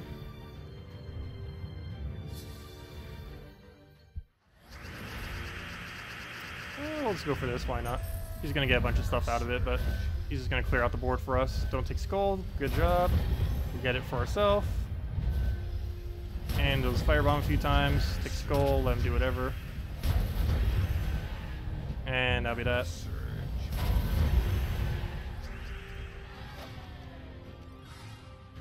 Take the middle Firebomb. And 27 more minutes, and we'll know how much this actually gives. Okay. We'll go do Firebomb. We'll go just throw this down. Actually, you know what? Let's take that Skull just so he doesn't. Grab all that mess. I'll take a Skull so he doesn't again. He'll do whatever. We'll throw a Dawnbringer, end our turn, get some barriers. Not like we really need it, but you never know. He can go crazy out of nowhere if he feels like it. There we go. Ah, that's a fake Firebomb team. Come on, Firebombs. Where are you? We are the real Firebombs. There we go.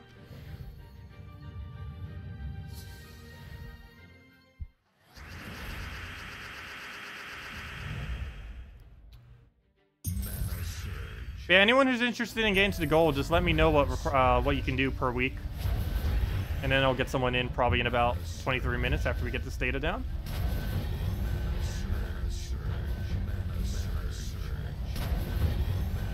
Oh, throw Dawnbringer down.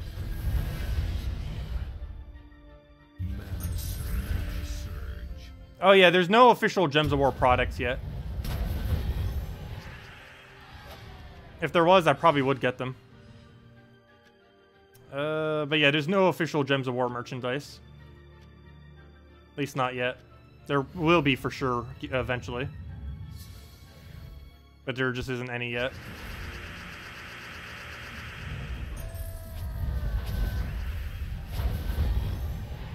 Okay, we'll go move that over. I'm just throw all the Firebombs, take all that mess. Why did I not take a Skull? There's a Skull just sitting there. Luckily he didn't either. I almost killed him with Skulls. We actually just did kill him with Skulls in Warlord 4 difficulty. There we go.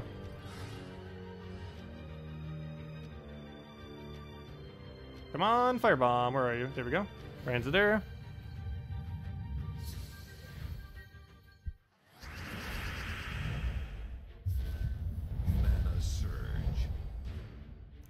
Let's see. We can move that one over.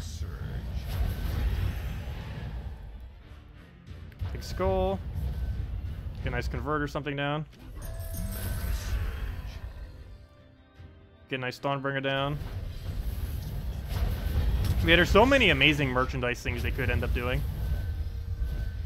I think the biggest issue right now is copyright and everything with 505 games and all that, and how they would actually organize everything. But once they ever get that all situated, they probably will start doing merchandise. Oh no! I just had a Firebomb there. I just wasted time. Let's just assume that was a bad Firebomb team. That wasn't a real one. Okay, let's go and move that over. We're gonna convert here, why not? Let him do whatever, as long as he firebombs and doesn't take a Skull. Nah, he took a Skull. Throw a Dawnbringer in there. Firebomb number 1, Firebomb number 2. And there we go. 10 minutes to gone, 20 to go.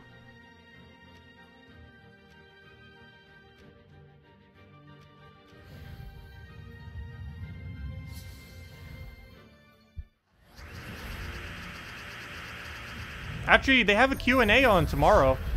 We should ask them about that, because they might have more news on it. You never know.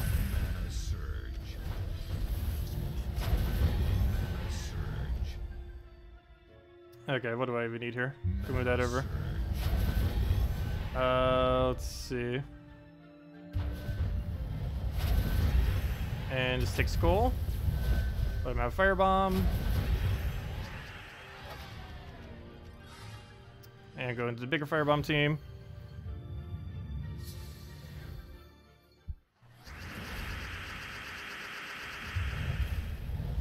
Yeah, the game's been around long enough that they could. It's definitely gotten really big. You have to keep in mind to a degree, too. I feel like this game has gotten way, way, way bigger than they ever thought it would. So they weren't really prepared for a lot of these kind of things to actually happen.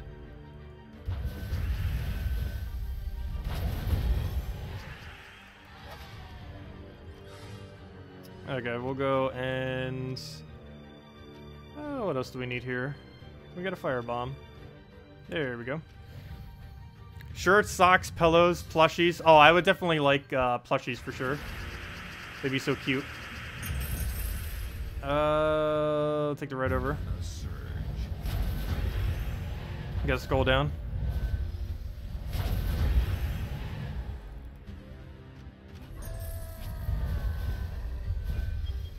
Yeah, Erica, I guess we'll get you in after this then.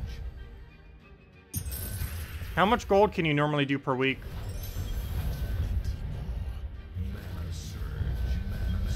Because normally, as far as requirements are going, that's like one of the only main ones I really pay attention to these days. Of course, I do pay attention to all the other ones, but gold is one of the main ones.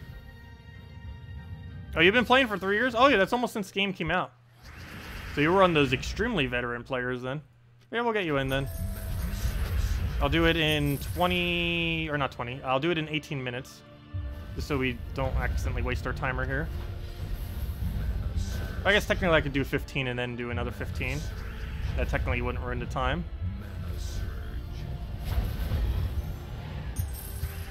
Okay. Oh, I just realized this isn't a real firebomb team. Maybe go give him red somehow. There we go. Take red. Good job. Now find another red somehow. Oh no, we need another 2 reds for him. Okay, there's 1 red. He'll go take that. That'll be good. Good. Good. And now we just double firebomb. Oh, I just gave him skulls. Oh no, I didn't. Good. Cascade. And let's take that over. He'll throw another firebomb. We'll be good to go from there.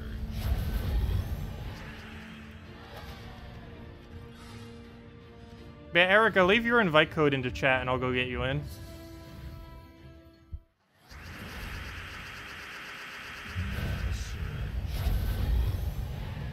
You've been playing for 762 days. That comes out to, what, 2.5 years? It's still quite a bit of time. Really, any amount after 1 year, you pretty much have a good majority of the content within the game. Maybe not like max, but like a really hefty amount. Especially after 2 years and plus.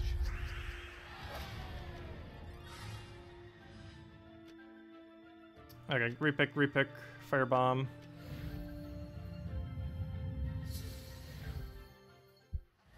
And you've been in the same guild for the same length? I ended up staying in one guild for about 2 years. And then I ended up basically banking my own. Actually, we had a lot of different guilds that we kind of did in the past. The very first guild I was ever in was the Black Hand. I co-formed it with someone else. Right now, I believe they're actually one of the better guilds in the game, too. The other one I was in for the longest amount of time was Matchmatchers. And other than that, I think there was one other one. I forget what it was called, though, because it's named something differently than what it's called now. I completely forget what it was, which one it was. But there was another guild I was in for about like a week or two. But then I just was like, wait, why don't I just build my own guild? And then I did. And this guild has been going on for, I believe, 2 years now, actually. Approximately that long. Somewhere around there.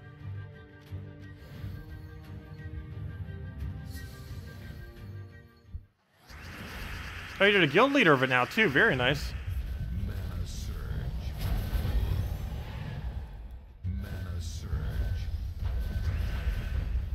Oh, thank you.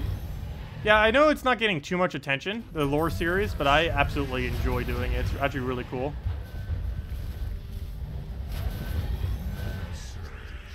Yeah, it's a lot of fun to do. And it's been helping me get my reading skills up, which are horrible. Absolutely abysmal. I do like the concept of reading, though. I'm just bad at it. I like the concept of reading, like the concept of writing. My eyes generally get too bad at reading. I don't know. It's just something I've always been like ridiculously bad at. Writing, I absolutely love, though. It's just both of them I can't really do for long periods of time.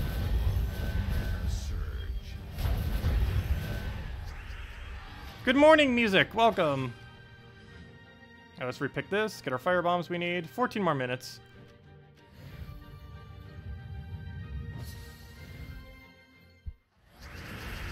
And what we're testing right now, if anyone's wondering, if you're just getting here, we're currently testing how many resources we get per hour by doing just fire bombs on Warlord 4 difficulty in casual PvP to see how worth it actually is, or how broken it actually is. It's definitely worth it. How worth it is, we'll find out in a second. But it's testing several values I've been meaning to test for a while, like how much glory you can gain per hour and stuff like that, how much gold we can get per hour, other things. We can also calculate how much we'd get if we were using a hero class that's using +1 by reversing how many we're getting from hero. However many wins we get off a hero, we just add that many to, we just add that amount to our glory. So if we won 100 times, which I don't think we won that many times, but if we won 100 times, if we just add 100 glory to whatever we have, and that's how much we would get if we were using a hero class that gave a +1. Currently, we only have a +10 XP hero class, but it's mainly because I'm trying to get Orbweaver up for next Thursday. And it does not have anything other than 10% EXP. Is that your invite code? Let me go copy paste that so I can go get it in a second. Okay, copy that. Go through. Sure, we'll throw this down. Why not? Go do that. Go firebomb. Like, those are kind of boards where we really want to get them down because it didn't waste any of the battle time and we still got extra gold. So it works out perfectly. I'll smooth that over. Firebomb twice. What are you doing? Don't do that. Why? Oh no, I just gave him another skull. No, stop it. I know I'm giving it to you, but stop it. Okay, since we can, let's go get a little bit more gold, I guess. If we're gonna waste time, might as well get gold by doing so. And firebomb, please. Don't take it. No, no. There we go. That was just a decent amount of time, but it will. It happens. And in a normal playing, that would happen as well, of course. So it just goes right into our data. Oh no, he has a treasure gnome!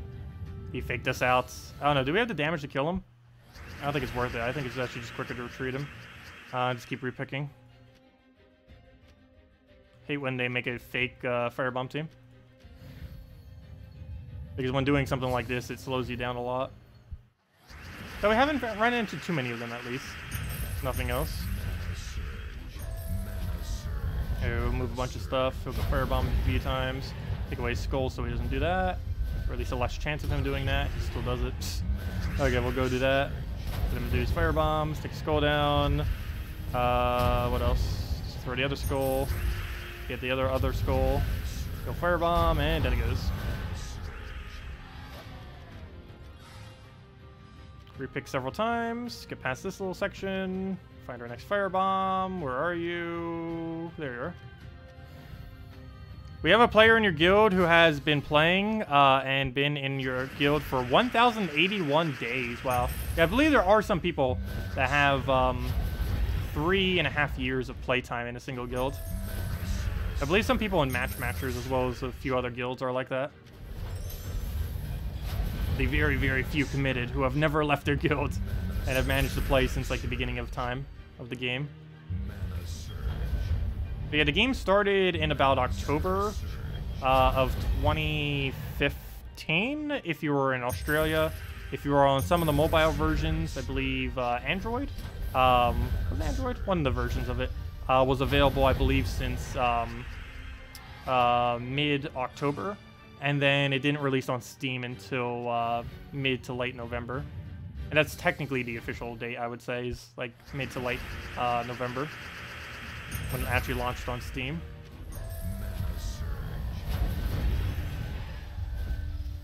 Okay. We'll go move that over. Take skull down. Let him have double firebomb.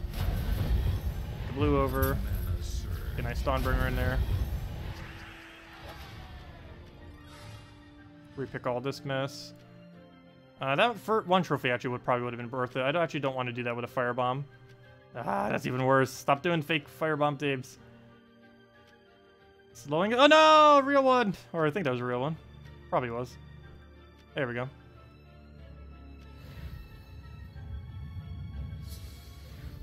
Yeah, I'll get you in 9 minutes after we go do the thing. I'll do it before we calculate out how much we actually got.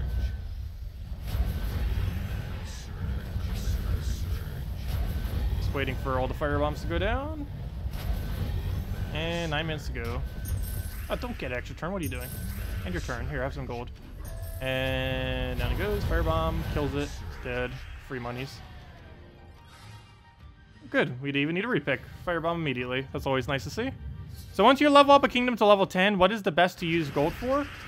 Guild. You should be using all of your guild mainly for trying to find the highest requirement guilds that you can possibly do. So once you have level 10 all of them, let's say you are currently doing about 500,000 gold per week. If you are accumulating 500,000 gold per week, you'd want to be you'd want to find a guild that is also doing about that much gold, and so on and so forth. If you're doing about 1 million, you want to find a guild doing about 1 million, and there are a few guilds that have a little bit higher than that. So for the most part, you're not going to find anything too much higher, but generally you just do it based on whatever you think you do per week. So 300,000, 100,000, 500,000, whatever it might be. You just want to find a guild in that range.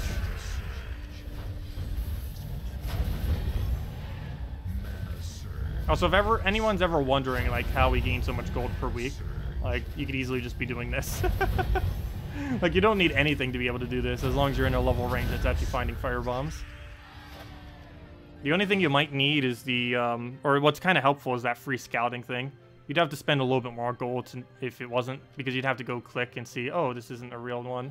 But you know what? Actually, I'm going to go take this one out. He's a low enough stats, I believe we could take it. Oh, no, it's not. Never mind. Forgot, it's actually still pretty high stats. We're going to have to retreat this guy again. Never mind.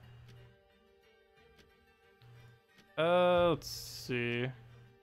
Come on now. Don't give us a fake one. There we go.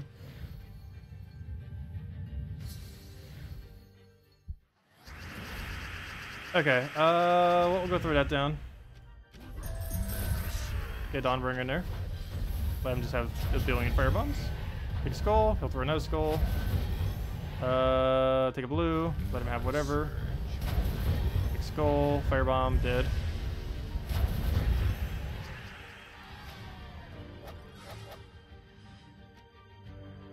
You were with one guild for over a year, you left because of personal reasons. Yeah, I ended up staying in the one for about 1.5 years. And then they got new leadership, and I was like, we'll just go into somewhere else. And I was like, let me just go build my own guild.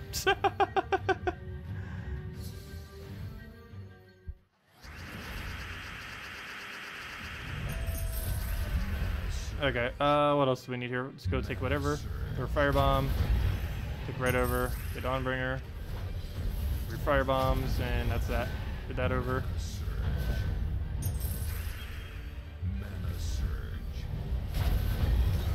And that died, unfortunate. Go move that. Throw some blues. Get our extra gold. And there we go. Hey, we could probably take out that battle. How weak is his stats? You know what? I think we'll try it real quick. Probably not a good idea to do it while we're doing a timer thingy. But, oh no, we're going to need 2 Dawnbringers. This isn't going to be worth it.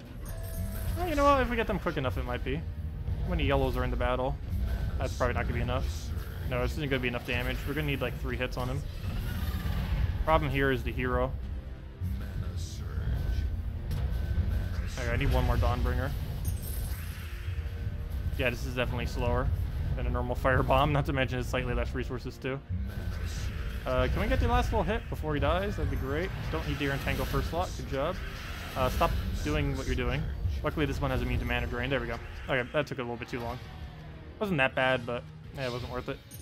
Not when we were on Warlord 4 difficulty. Better just to do the firebombs.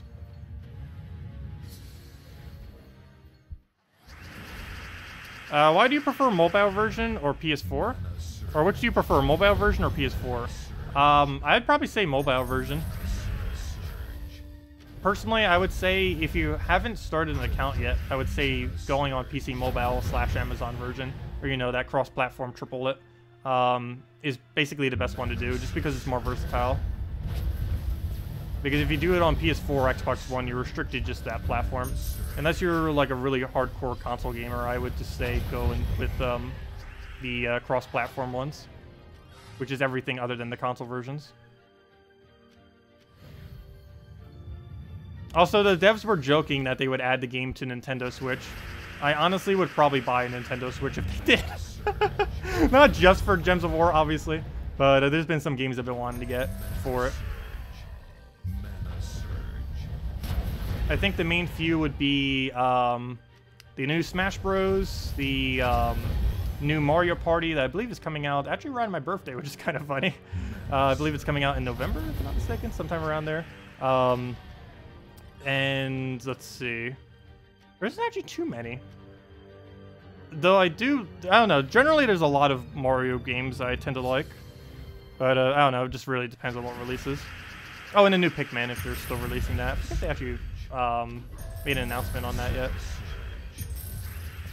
Okay, let's go and throw a skull down. Move that over. And if I ever did get one, I probably would stream. Even if we can't monetize that, I'd still stream it just for fun. Okay, move that over, move that over. Get Dawnbringer down. And there we go. Okay, click repick. We're almost there. 3 more minutes. And then we get to finally see how much we get. And then I can add you to the guild, Erica. Okay, we'll go get a nice convert in there. Get that going. Tips on using orbs. I still haven't done a video on that, have I? I was asking Salty about something on if I could do it on the beta version just because I wouldn't lose my resources. But yeah, I can go over how to use orbs correctly in a second. Give me 2.5 minutes. And then I need to go add Erica to the guild.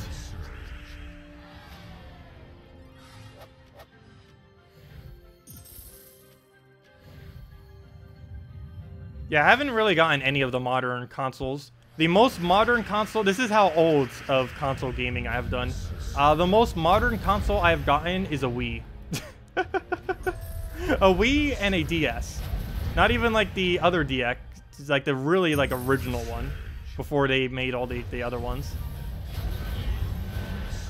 I used to use it for my alarm clock during high school as well as some in college, but then it eventually broke. It actually lasted as my alarm clock for almost a decade, oddly enough. Anyways, let's see, we'll go to that. Okay. Almost done with our data. Oops, why did I just not convert that? Oh well, it's not that big a deal. We'll go convert it this turn as long as there's not a skull. Take a skull. Convert it now as long as there's not a skull or not. Do it on the final turn, it looks like. If you'll even let us. No, I gotta take skull. And then it goes. He doesn't even go for it. Perfect. It looks like we can get in about 2 more battles, it looks like. Oh, we gained a level on our hero. Let's go slow us down. I'm still going to go for 2 more battles, I guess, because that normally wouldn't... Actually, I don't know. I guess we technically do need to factor in the leveling. But this late in the game, you almost never level. Let's see. Can we get a battle? I think we can still fit 2 more in, as long as we find a firebomb sometime today. Hello? Hello? There we go. Oh, no. It'll come close if we try doing another one. Depends how quickly this one wins. I don't think it's going to be quick enough, though. But yeah, I guess we'll just end it at this one, then. It depends how quickly it goes down. I don't know, it's going to be close. I think we'll still have, like, 20 seconds left. I guess maybe we could count it. Yeah, I think we'll still count the next one. If he does the thing and, like... If we can find instantly a firebomb, I'd say, yeah, we'll count it. Come on, firebomb. Go. Got it. No, it's a treasure gnome one. Okay, yeah. We'll just end it there, then. And that'll be our data. Yeah, why you gotta do that? Okay, anyways. Let's go and see what we get then. End the timer. And see where that brings us as far as resources. What are we doing? We're timing how much resources we're getting. And I'm tracking our gold, our souls, which isn't really that relevant, but mainly the gold, the glory, and the hero amount of EXP are the main things that we're just testing right there. But anyways, Erica, let me go get you into the guild. Is Diablo 3 really coming to Nintendo Switch, really? Oh, gosh. Anyways, let me go under hero. Not that. Let me go under guilds. We still have a pack active? Apparently, for 8 more minutes. Let me go under guild. Let me go under guild again. Wait. Guild war. No, not guild. What am I doing? Go under guild. Go under guild. Go under admin. Go under invites. Go under that. Go under invites. Go under invites. You're still in the guild. Let me know when you exit. And we can go invite you immediately. Okay, so while we're waiting on that, to the other question. So, orbs, what do you use them for? The main ones. Let's go under troops. It's going to take a little second to load. We'll wait for it to load.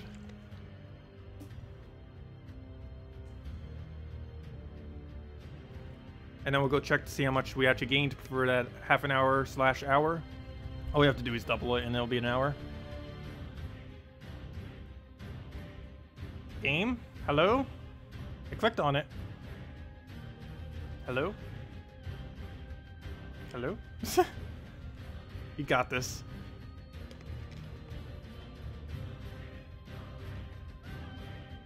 And we'll have the other redeem code soon as well, if this game would ever load.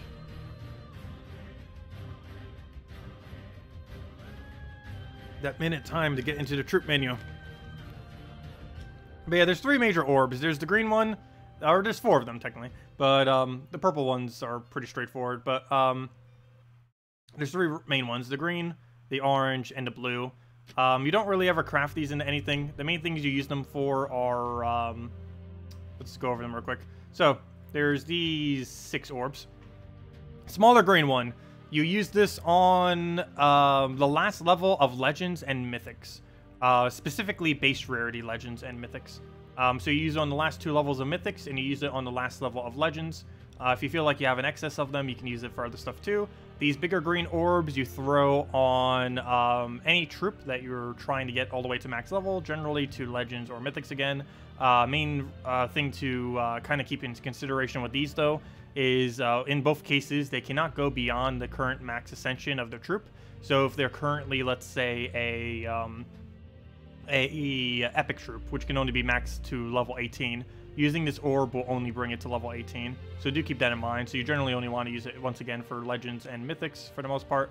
Orbs of Ascensions you want to use on absolutely any troop, doesn't matter what their base rarity is, and get them from Legendary all the way to Mythic. So basically that last little thing, it's mainly because it requires the most amount of copies to get it from one to the other. So you'd mainly want to use it for that.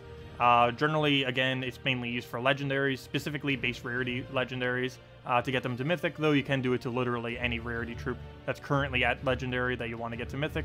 And these bigger orbs, you basically save them for power orbs, or if you actually want to use them, you would mainly use them on commons, specifically like the specific ones like Honor, and the specific 6 that you get from the guild chests would be some of the better ones. Other than that, not really too many commons you'd really use them for. They're kind of a really odd one that, for the most part, you really only use them for orbs of power, technically, these bigger ones. Yeah, I'm personally saving them for orbs of power. I will be using the smaller blue ones, but these I'm definitely saving for orbs of power. As far as orbs of wisdom, these are really good to newer players. These you'd mainly want to use on Legends and Mythics again. The main reason for why you want to keep doing on these high rarity stuff is because they cost more resources, so you gain more. You're basically saving more resources by doing it on them.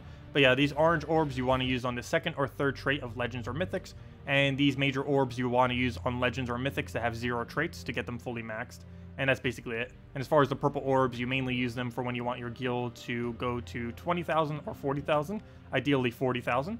So if you go over to your guild, there are guild seals, and you can push this over into 40,000 by using orbs if you want. If you coordinate with your guild, you can just throw down several orbs, and these give 300 seals, these give 1,500, and those will be, you'll be able to use them for guild keys, and this will increase that number right there. Do make sure though, if you're going to use orbs, to have 1,500 seals first. If you do not have 1,500 seals, you're going to lose value, because it does count towards your total if you don't already have 1,500. So make sure to have 1,500 first, and that's basically it. Let's see. What about blue? Blue you mainly use to get on either base Legends to Mythic or any Legend to Mythic. So anything that you have ascended up to Legendary, just make it go from Legend to Mythic, is what you use those smaller blue orbs. And for the bigger blue, you mainly use them for orbs of power. By that, I mean you eventually allocate them towards a Zugoff sometime like years from now. But I don't know. If you really wanted to actually use them, like the main thing you would use them for is converting them into these things, Orb of Powers, which you would eventually use to get a Zugoff. But the other thing that you would end up using it for is basically any common that you just feel like really needs to be upgraded. Maybe because you need them for a kingdom or something like that is what you would use them for. If you don't want to do it by actually doing the Zugoff. Like if you never plan on getting a Zugoff, you basically just do them for when you need 10-star kingdoms and stuff. So you have 15 orbs of growth and 14 major orbs of growth and have nothing to use them on. That does happen a lot, especially as a newer especially as a late game player. because you just have such an excess of them. I have a gigantic excess of green and orange as well. You just never really need them. It happens quite a bit. Okay, anyways, let me go and double check to see if the other person has left the guild yet. Admin, invite, copy. And nope, still in another guild, so we'll check that in a moment. Anyways, let's go see how much resources we got. So, let's go bring out the almighty calculator and test how much we got of each one. So, souls, that is a pitiful amount of souls, but still, it's worth tracking as it is something that we did indeed technically gain. So we ended up gaining a really, really small amount of souls. Let's see, 826 minus 134. So we ended up gaining in 30 minutes 692. So let's times that by 2. Each one of these I'm just going to times by 2 because that'll give an hour basically. So we gained 1,384 souls in 1 hour, which is obviously really pitiful. But that's not what the main resource we were gaining. Not even close. The main one we were gaining is gold. So let's go get that. So let's go take the number we currently have and subtract the other number we have. So 16,000. Actually, I don't need to type in 16,000. They both have 16,000. So 246,005 subtracted by 10. I typed it in wrong. No. I hate that. And this calculator doesn't have a good backspace on it. So we go to, let me type it in again. 246,005 minus. Where'd the other number go? 108,512. Okay, times that by 2. We got 274,986 gold in 1 hour. Wow, that number is a lot higher than I thought it would be. Wow. Is it really that easy? Apparently. Wow. That is ridiculously high. I can do my own guild requirement in 4 hours by doing that straight the entire time. That'd be very annoying to do for that entire time. But yes, we gained 274,986 gold in 1 hour. That is pretty high. As far as glory, this is the other pretty relevant one. Whoa, that's actually quite a bit higher than I thought it would be too. Oh, no, it's not. Never mind. I normally say about 1,000. That actually is about 1,000. 683. And also, we weren't using the +1 glory per thingy. I'll need to go calculate that out once we calculate the other one. 194. That comes out to... oh, it's almost that many even without it, though. 978 glory is what it came out to. So when I keep saying it's about 1,000 glory per hour, I actually was right. Even though I didn't actually bother testing it. I just kind of knew based on... you know, just how the rate of which we were gaining them, that it was about that much. But yeah, it does seem I was correct. It seems like the only one I really underestimated then was the gold. But yeah, anyways. But I think it might be because of Warlord 4 difficulty, though. Obviously helping out a lot. Anyways, let's go take our tribute, now that that's updated. And one other thing we need, which is... a good thing I took that after the fact. I already got all those recorded. So that's not going to ruin our data at all. And not like it would really make that big of a difference. But anyways, now I need to go check the hero class itself, which we were at 52 out of something earlier. So we're at level 52. We're now at level 54. The current amount of EXP is at that. How much EXP is that total then? This one we need to do several calculations for. So we have 54 plus 6 plus whatever the difference was before. So 54 plus 6, that's 60, plus 24, which comes out to 84, times that by 2 for an hour, and that is 168 EXP per hour. That's actually not too bad. That's a little bit slower than Explore, but you're getting a lot better resources and such. So as a final verdict, we gained 274,000, or let's just say 275,000, it's like a few hundred off, 275,000 gold. Oh wait, let's see how many battles we got. So we divide that by 2, and technically we could have gained... what does that come down to? 1 second. Yeah, 84. We could have gained 84 more glory than what we had. So technically, if we had a hero class that was gaining 1 extra glory per battle, if we do... we won 84 battles. Let's see, 84 battles. Type that in there. Okay, so 84 battles... Let me go bring all this data up on screen, too. I'll go bring up the notepad, I guess. There we'll go type it into a little text thingy. And then we can add 84 to that, which comes down to, what is that? 84 plus 978. 978. And that's 1,062. 1,062 if with +1 glory. Okay. And this is probably really sloppy, but let me go make a little text file for this and go bring it up on screen. Super sloppy, but let's go make a little thingy for it. Let's see, add, where's text? Text. Where is it? I know it's in here. Text, get that. Let's make any text, doesn't matter. And there we go. Okay, so this was the final verdict on how it came out. Let me go make it larger. There we go. Let me go get a nice black screen for it too, just so it doesn't look as weird. It's kind of hard to read over top of that. Let's go into any chat. Let's go to global chat. 76. Wait, I disconnected? I wanted to go to 76. Oops, I clicked none. That's why I didn't go. There we go. There we go. Okay. Why is it not letting me? There it goes. It had lagged for a second. Okay, so now that we have a nice normal screen. Oh no, our thing is kind of blocking it some. Let me go move that then.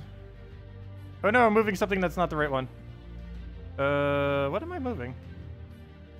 There we go. Okay. Anyways, so for final verdict. It's actually, it kind of looked a little bit weird how we set it up. But we gained 1,384 souls, 275,000 gold, 978 glory, or it could be 1,062 glory if we had the +1 glory trait on our hero, and 168 EXP towards our hero class, regardless of what hero class we're using. And we got 84 battles in that time.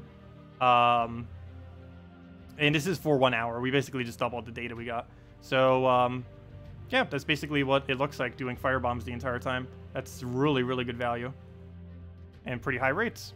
So yeah, I actually haven't bothered ever testing that prior to now, so now we have data. We'll probably test it more in the future. Obviously, just testing it for one single 30 minutes isn't going to be the most accurate of things. But at least we have some data now, and that's good. Okay, let me go get you in, Erica. Games, sorry, wrong one. Guilds, admin, invites. That's the wrong invite. That's the one I just copy-pasted. What was your invite again? Because I don't have it on copy-paste anymore. Let me see if I can find it in chat. There it is. It's still highlighted. Copy that. Put that in there. There you go. You have been invited to the guild. Welcome to the guild. Okay, let's go give out a redeem code. And we'll also get that task done for like 10 gems or whatever it is. Sweet. So let's go and get rid of this clock. I don't think we need it for anything else. The timer, whatever it is. Let's close all windows. Click yes. No, I mean. And there we go. Okay. So let me go and get redeem code. So let me go grab underneath the redeem code section. Go grab one of them. Someone just messaged me. Never mind. That was the old message. Click edit. Click on the next one. Does that code say Burrito Life? I'm pretty sure it does. What even are these codes sometimes? But anyways, let's go with that. Burritos are pretty good though. Go for that, go for that. Double check if they actually work. Yes, it does. Perfect. So let me click refresh. Put that right back in there and we'll be good to go. Okay, put that in there. Boom, copy, paste. And let me go remove this below me, or replace it, I mean, not remove it. Redeem code, put that right in there. Boom, there's the code, guys. Right there. And we'll have it into chat as well. Let's put it, kind of center it a little bit. Click OK. Grab that down, move this back into the corner.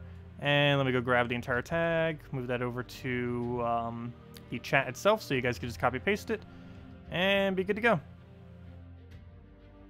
And there you guys go. There is the code for any of you that want to go use it. If you want to use a casual PvP strategy, make sure to set 4 times Firebomb for defense and help everyone else out. Yeah, I probably should. I think I still have a team set up for it, don't I? I think I have a fake one set up. I'll go set up a real one. I don't know why I still have this set up. I'm not even doing leaderboard. Unless you're doing leaderboard, it's the only time you actually need to have a good defend. Where's my defend team? There it is, PvP defend. Well, let's stop trolling people with Gnome and just make it a real one. If it'll actually work. No, it's going through the loading screen again. Okay, let's get a Firebomb in there. Oh, excuse me. Okay, there we go. We have fixed our defend team. There you guys go. 4 times firebomb. We have fixed it. Okay, let's go open the 1 gem key from the code. Actually, invite code can be found in a few settings menu. Whatever your game says there is what you put in. Redeem code is found below. If you want to go use it, use it on gemsofwar.com underneath the game code section. Give same reward as always. 2 treasure maps, 1 gem key, 200 souls, and 2,500 gold. And this time around, we actually do need to open the gem key. So we go open that. Boom, 10 gems. And a useless troop. Well, at least we got 10 gems. And there we go. And the only other thing we need to go do is gain 10 gems by using 3 constructs 15 times, which is really annoying, but we'll still do it. Probably do that later. Anyways, go make those minimalized, and I guess we'll go do some real PvP. We've been doing fake like this entire time. So let's actually go play some real PvP now by facing Divine into every Divine and see how that goes. Code doesn't exist? It should. Make sure there's not extra space or anything like that. Is it not working for anyone else? It should be working.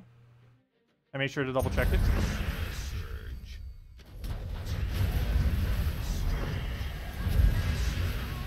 Good, he does not kill with Ubistats. Get a nice little hit down, throw in a Furnace Scepter after it, and I'll throw another one of these. And we just Ubistat kill it. And there should be enough damage. I assume it will be. Unless he gets a kill somehow right now. Or goes crazy, or does something else. Okay. And Ubistat.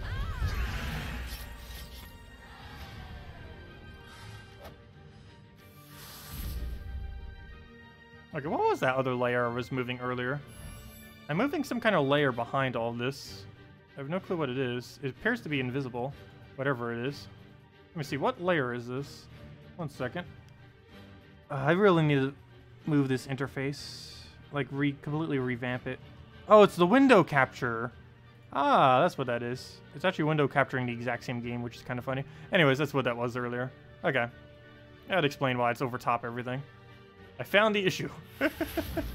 Anyways, go move that aside. Oops, I keep wanting to repick. That's going to be bad if I accidentally click that repick button. 1 gem per repick is horrible. But if anyone still has anything else you want me to go over, let me know. We'll be around for about another 50 minutes or so. Okay, we'll take a ride over, get a furnace down, go from there.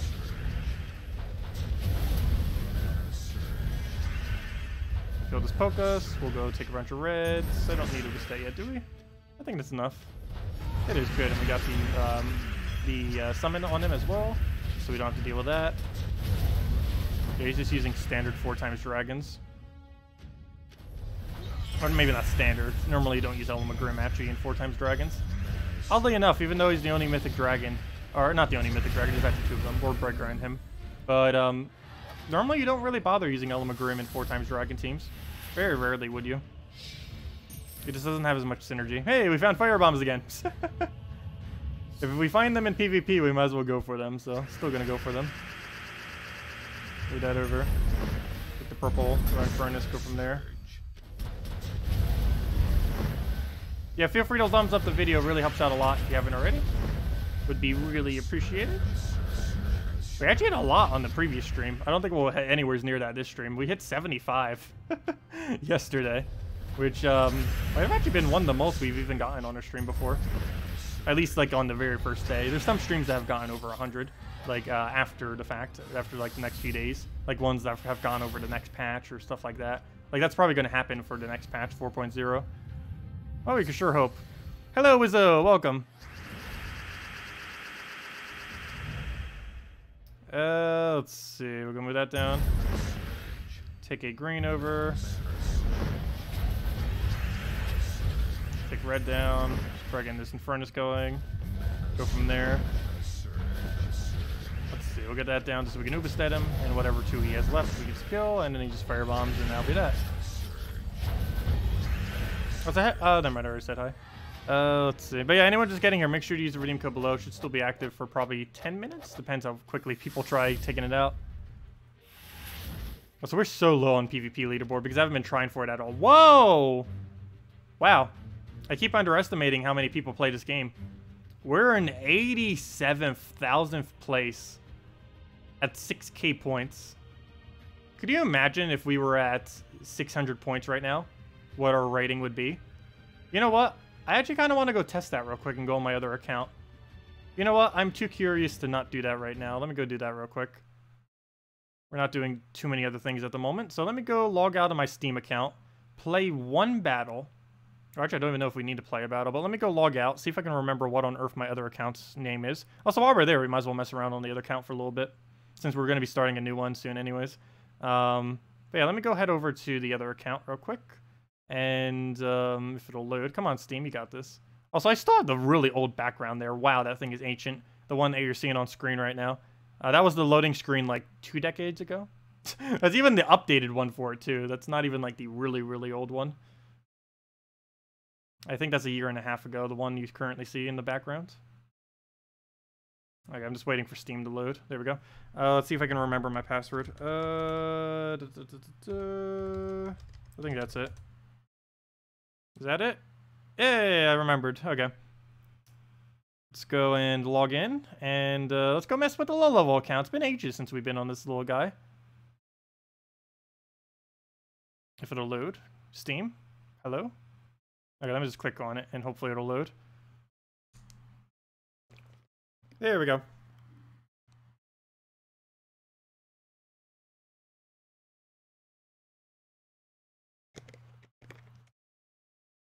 Game? Hello?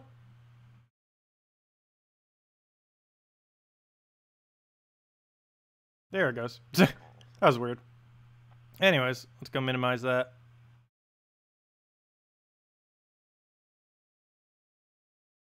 What is your view on upcoming Mythic?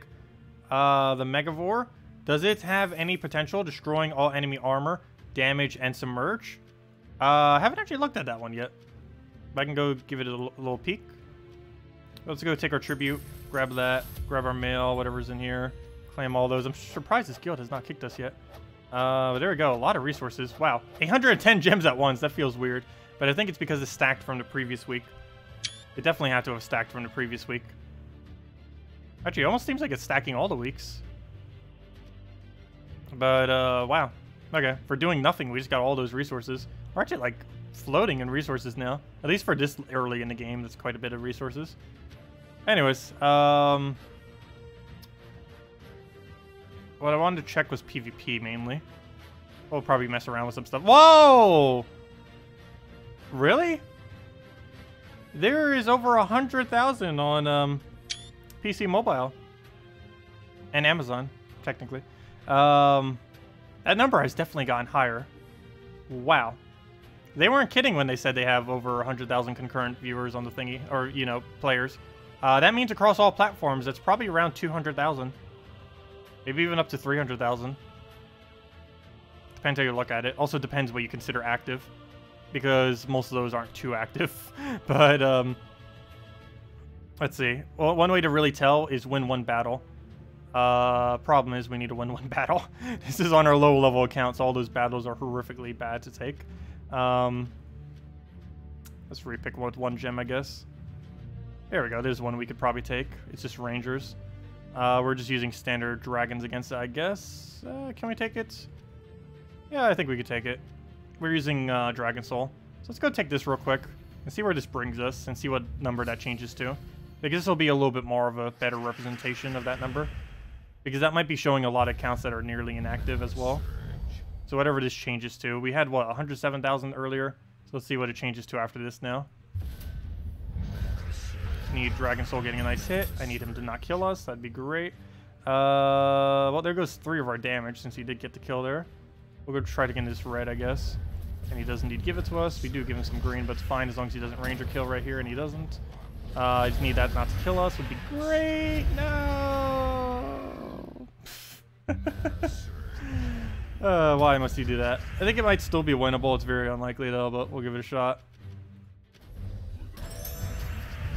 That hero just does so much damage to us, and that's gonna almost kill us. Yeah, gotta win with just this guy, which means we have to win off of just skull hits. Do I not have any guarantee skull hit here? It doesn't look like it. I'll try for one off the side. Didn't get it. Had 3 chances. Didn't get it with a single one of the 3. We'll go do that. Come on, you got this. You got this. You got this. You got this. What on earth? There we go. We got it. And now this will be a better representation of... oh, we don't even have a single ingot on this account, do we? I don't even know if I've been bothering to play at all on it since ingots. Pretty sure we haven't. But that might literally be its first ingot. But anyways, let's see what it's at now. Ah. Okay. Yeah, there is about over 100,000. Because that means they did touch PvP to some degree. Interesting. That's a lot of players then. That is a very large number of players, to say the least. How do we already have mail? Oh, it's PvP tour. That's why. Let's see. Are there any fun things we could go do on this account while we're kind of on it? Dungeons? Soulforge. Have we not even maxed Soulforge yet? No, we haven't. We haven't even gotten level 10 Soulforge yet on this account. Actually, don't we have enough to craft a mythic? No, we still got a ways to go. Maybe not that big of a ways. Let me go craft these into diamonds. Oh, we're almost there. 460 more. We're almost there. Some of those colors are really low. But anyways, let's see, what else? Bounty Hunter would just take way too long to do if we tried doing on this account. Not to mention we don't have Yagway. Not to mention we don't have the stats for it either. So there really isn't anything we really need to go out of our way for then at the moment. Treasure hunt. I don't even think I bother getting the achievement on this account like it even matters. But yeah, I think we'll head back to the main account then. I want to save some of these resources for next patch in case we feel like coming back to this just to mess around with it. But yeah, what do we even have on this account these days? Let's go to base rarity, or just rarity in general. Let's do base rarity actually. So we have 3 mythics somehow. We have Helma Grim, Plague, and Draculus as our mythics. We have Divinia, which is nice. Tesla, which is nice. Corvash, which is nice. Umberwolf and Queen Isabel are occasionally okay. Highforge isn't too bad if we were bothered to get traits on it. Dragon Soul is absolutely amazing, obviously. Kraken's okay. We actually have 3 of them fully traded, which is pretty funny. And we even have Glaceon and Bloodhammer. So, it's not doing too bad. We're still missing some key epics, I believe, but... and then we just have all the normal stuff, pretty much. Anyways, let's just go back to normal account, I guess. Let's see. What was chat saying? What is your view on the upcoming mythic? Oh, yeah, let me go over the new mythic real quick.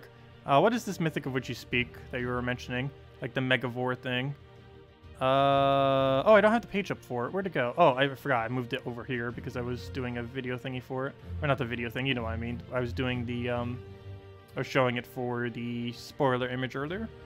But let me go bring this up. Bring that right there. Well, I'm not going to bring it up on screen, but we can just easily read it. Let me zoom out so I can actually see where on earth it is. You said Megavore or something. Let me just type in Mega. That should bring him up.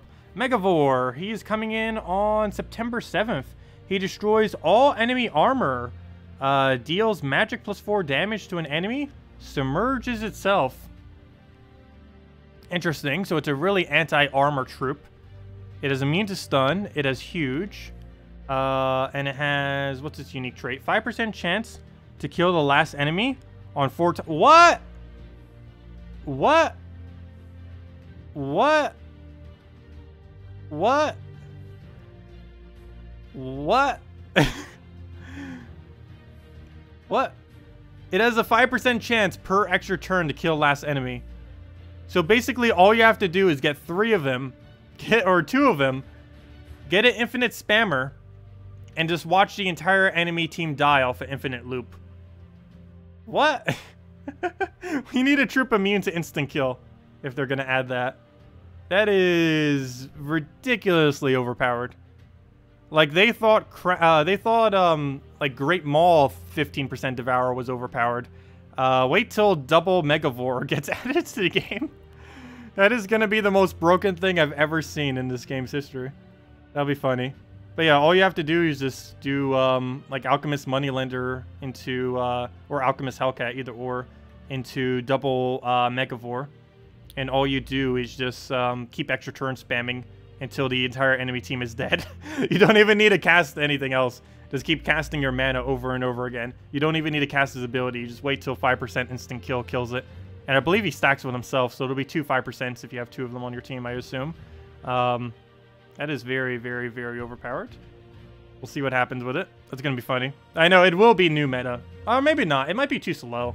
But we'll see exactly what happens with it. Anyways, let me go back to my normal account. Let's go back to Steam. Log out of this one. Switch back to my main. Log out. Log out. Yeah, we'll be starting a new account soon after next patch. By soon, I mean anywhere from like 1 to 3 weeks after next patch, most likely. It really just depends. But we will be starting another one when new patch comes out to mess around with stuff. Yeah, the thing's really overpowered. It could be rebalanced until then, though. It's like a whole month away until we actually get it added to the game. Oh, wait, is it next Mythic, actually? Never mind. It's actually next Mythic. The next patch will definitely be out by then, so I don't know. We'll see how it goes down. Also, it probably wouldn't be using Guild Wars or anything like that. I don't believe instant kill counts for damage. Also, Steam, what are you doing? There you go. Let me go back to my normal account. Boom. See if I can remember my password for this. I should. I type it in literally every day. Problem is, I'm not typing it correctly. There we go. I made like a ridiculously long one for it. I don't know why. I should stick with shorter passwords. That's like always making them overly convoluted. Let's see. Let's go into there. Go into play. And there we go. Okay. And now we just need to wait till it loads.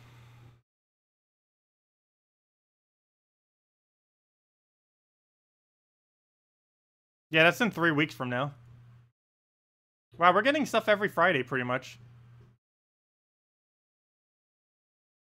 Krog the Dread does something similar, and none is using that one.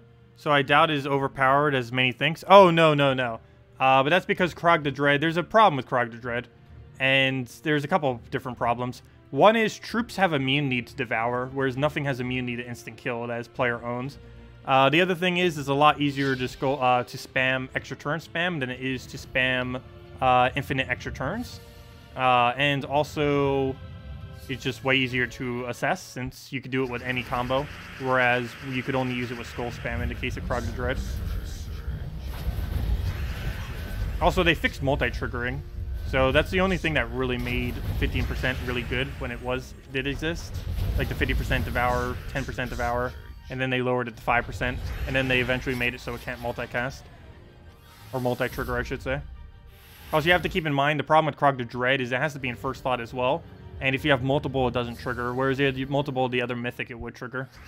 But yeah, I think it'll be the first Mythic in ages that I actually try getting 2 copies of. I used to do that some in the past, just for fun, and to mess around with them.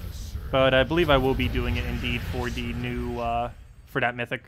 It'll be the first one in ages I'll actually go 2 copies for, assuming we get the first one in a reasonable amount of resources. Though, I might have to question that once we actually get to that point, because it depends how many resources we burn through on New Kingdom, because I'm going to be burning a lot of resources on New Kingdom, that is for sure. Hello, Steve! Welcome!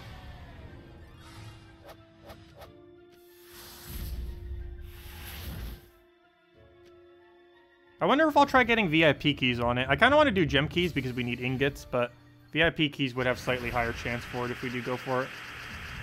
It really will just depend how many, it's going to depend heavily on how many resources we have after New Kingdom. Do you think they will ever make it so that you can connect your mobile to Xbox? No.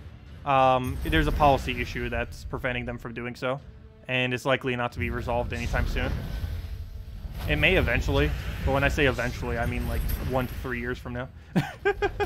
But yeah, really, if you want mobile version, the only way you could really do it is if you're playing on PC, mobile, or Amazon. Both the console versions are likely to stay as their independent standalone versions. They were thinking about adding like a little companion thing that would allow you to play your console version on mobile, but it would take them a while to go and do that. But they are considering it. The biggest issue with that is they would have to do it... They basically have 3 mobile versions. They would have the PS4 mobile version, they would have the Xbox One mobile version, and they would have the standard mobile version, which might be too many versions as well, which is one of their other concerns with it. But, I don't know, maybe eventually. But if they cross-platform, it's definitely likely not happening. But as far as them making an independent version for it, it could happen in next year, who knows. There'd have to be really high demand for it, though, for them to bother doing that.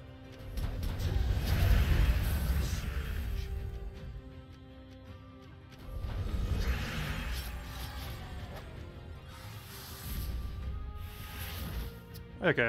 Oh, I keep wanting to click repick because we were doing it so much earlier. Now I want to keep doing it for every battle when we don't see a good battle. Yeah, we'll go move that over. grab a... I'm not even going to bother with that skull. Let's go take a mana.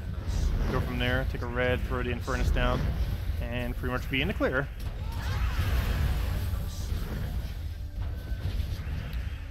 I'll take red over.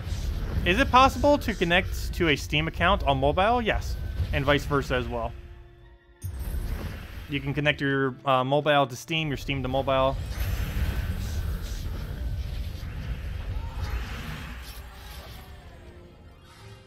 Merging accounts is not possible.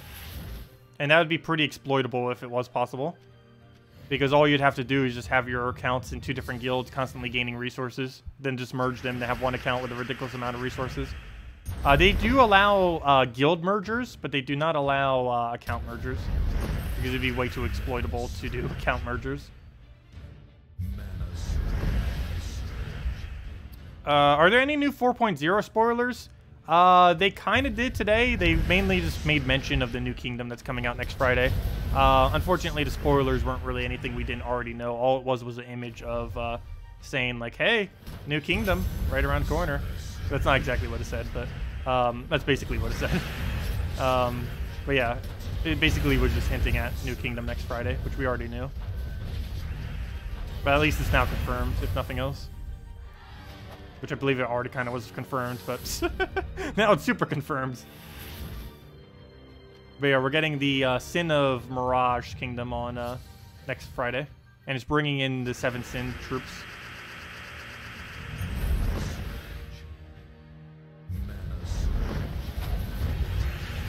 Okay, we'll go take the grains, grab that, take a Infernus in there.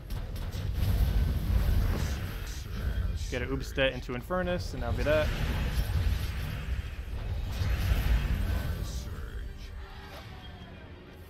But yeah, I should probably go cover the best teams video soon. I'll probably do that, I guess, tomorrow? I think we'll do it tomorrow. Or sometime next week for sure, if not tomorrow. Because 4.0 is right around the corner in the next week or 2. I'm still not 100% certain if we're actually getting next patch before next kingdom. Hard to tell. I mean, after or before. Or, you know, normally they do it after, but I think this one's actually before. So we'll find out.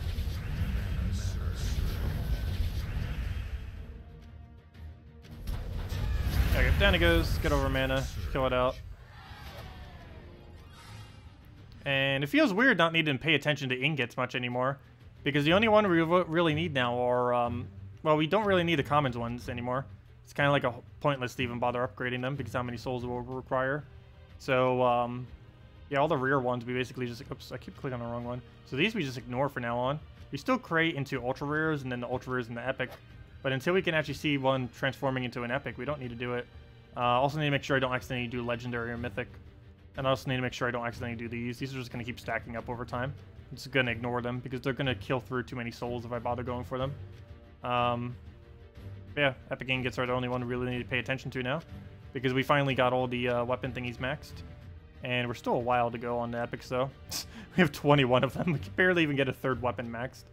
We have so many ages to go until we actually get that completed. But oh well.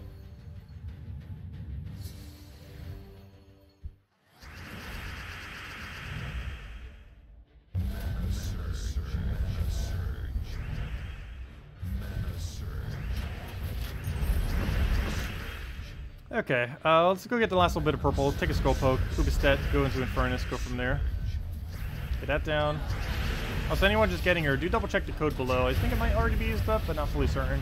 She did make them slightly longer, so hopefully it's still alive.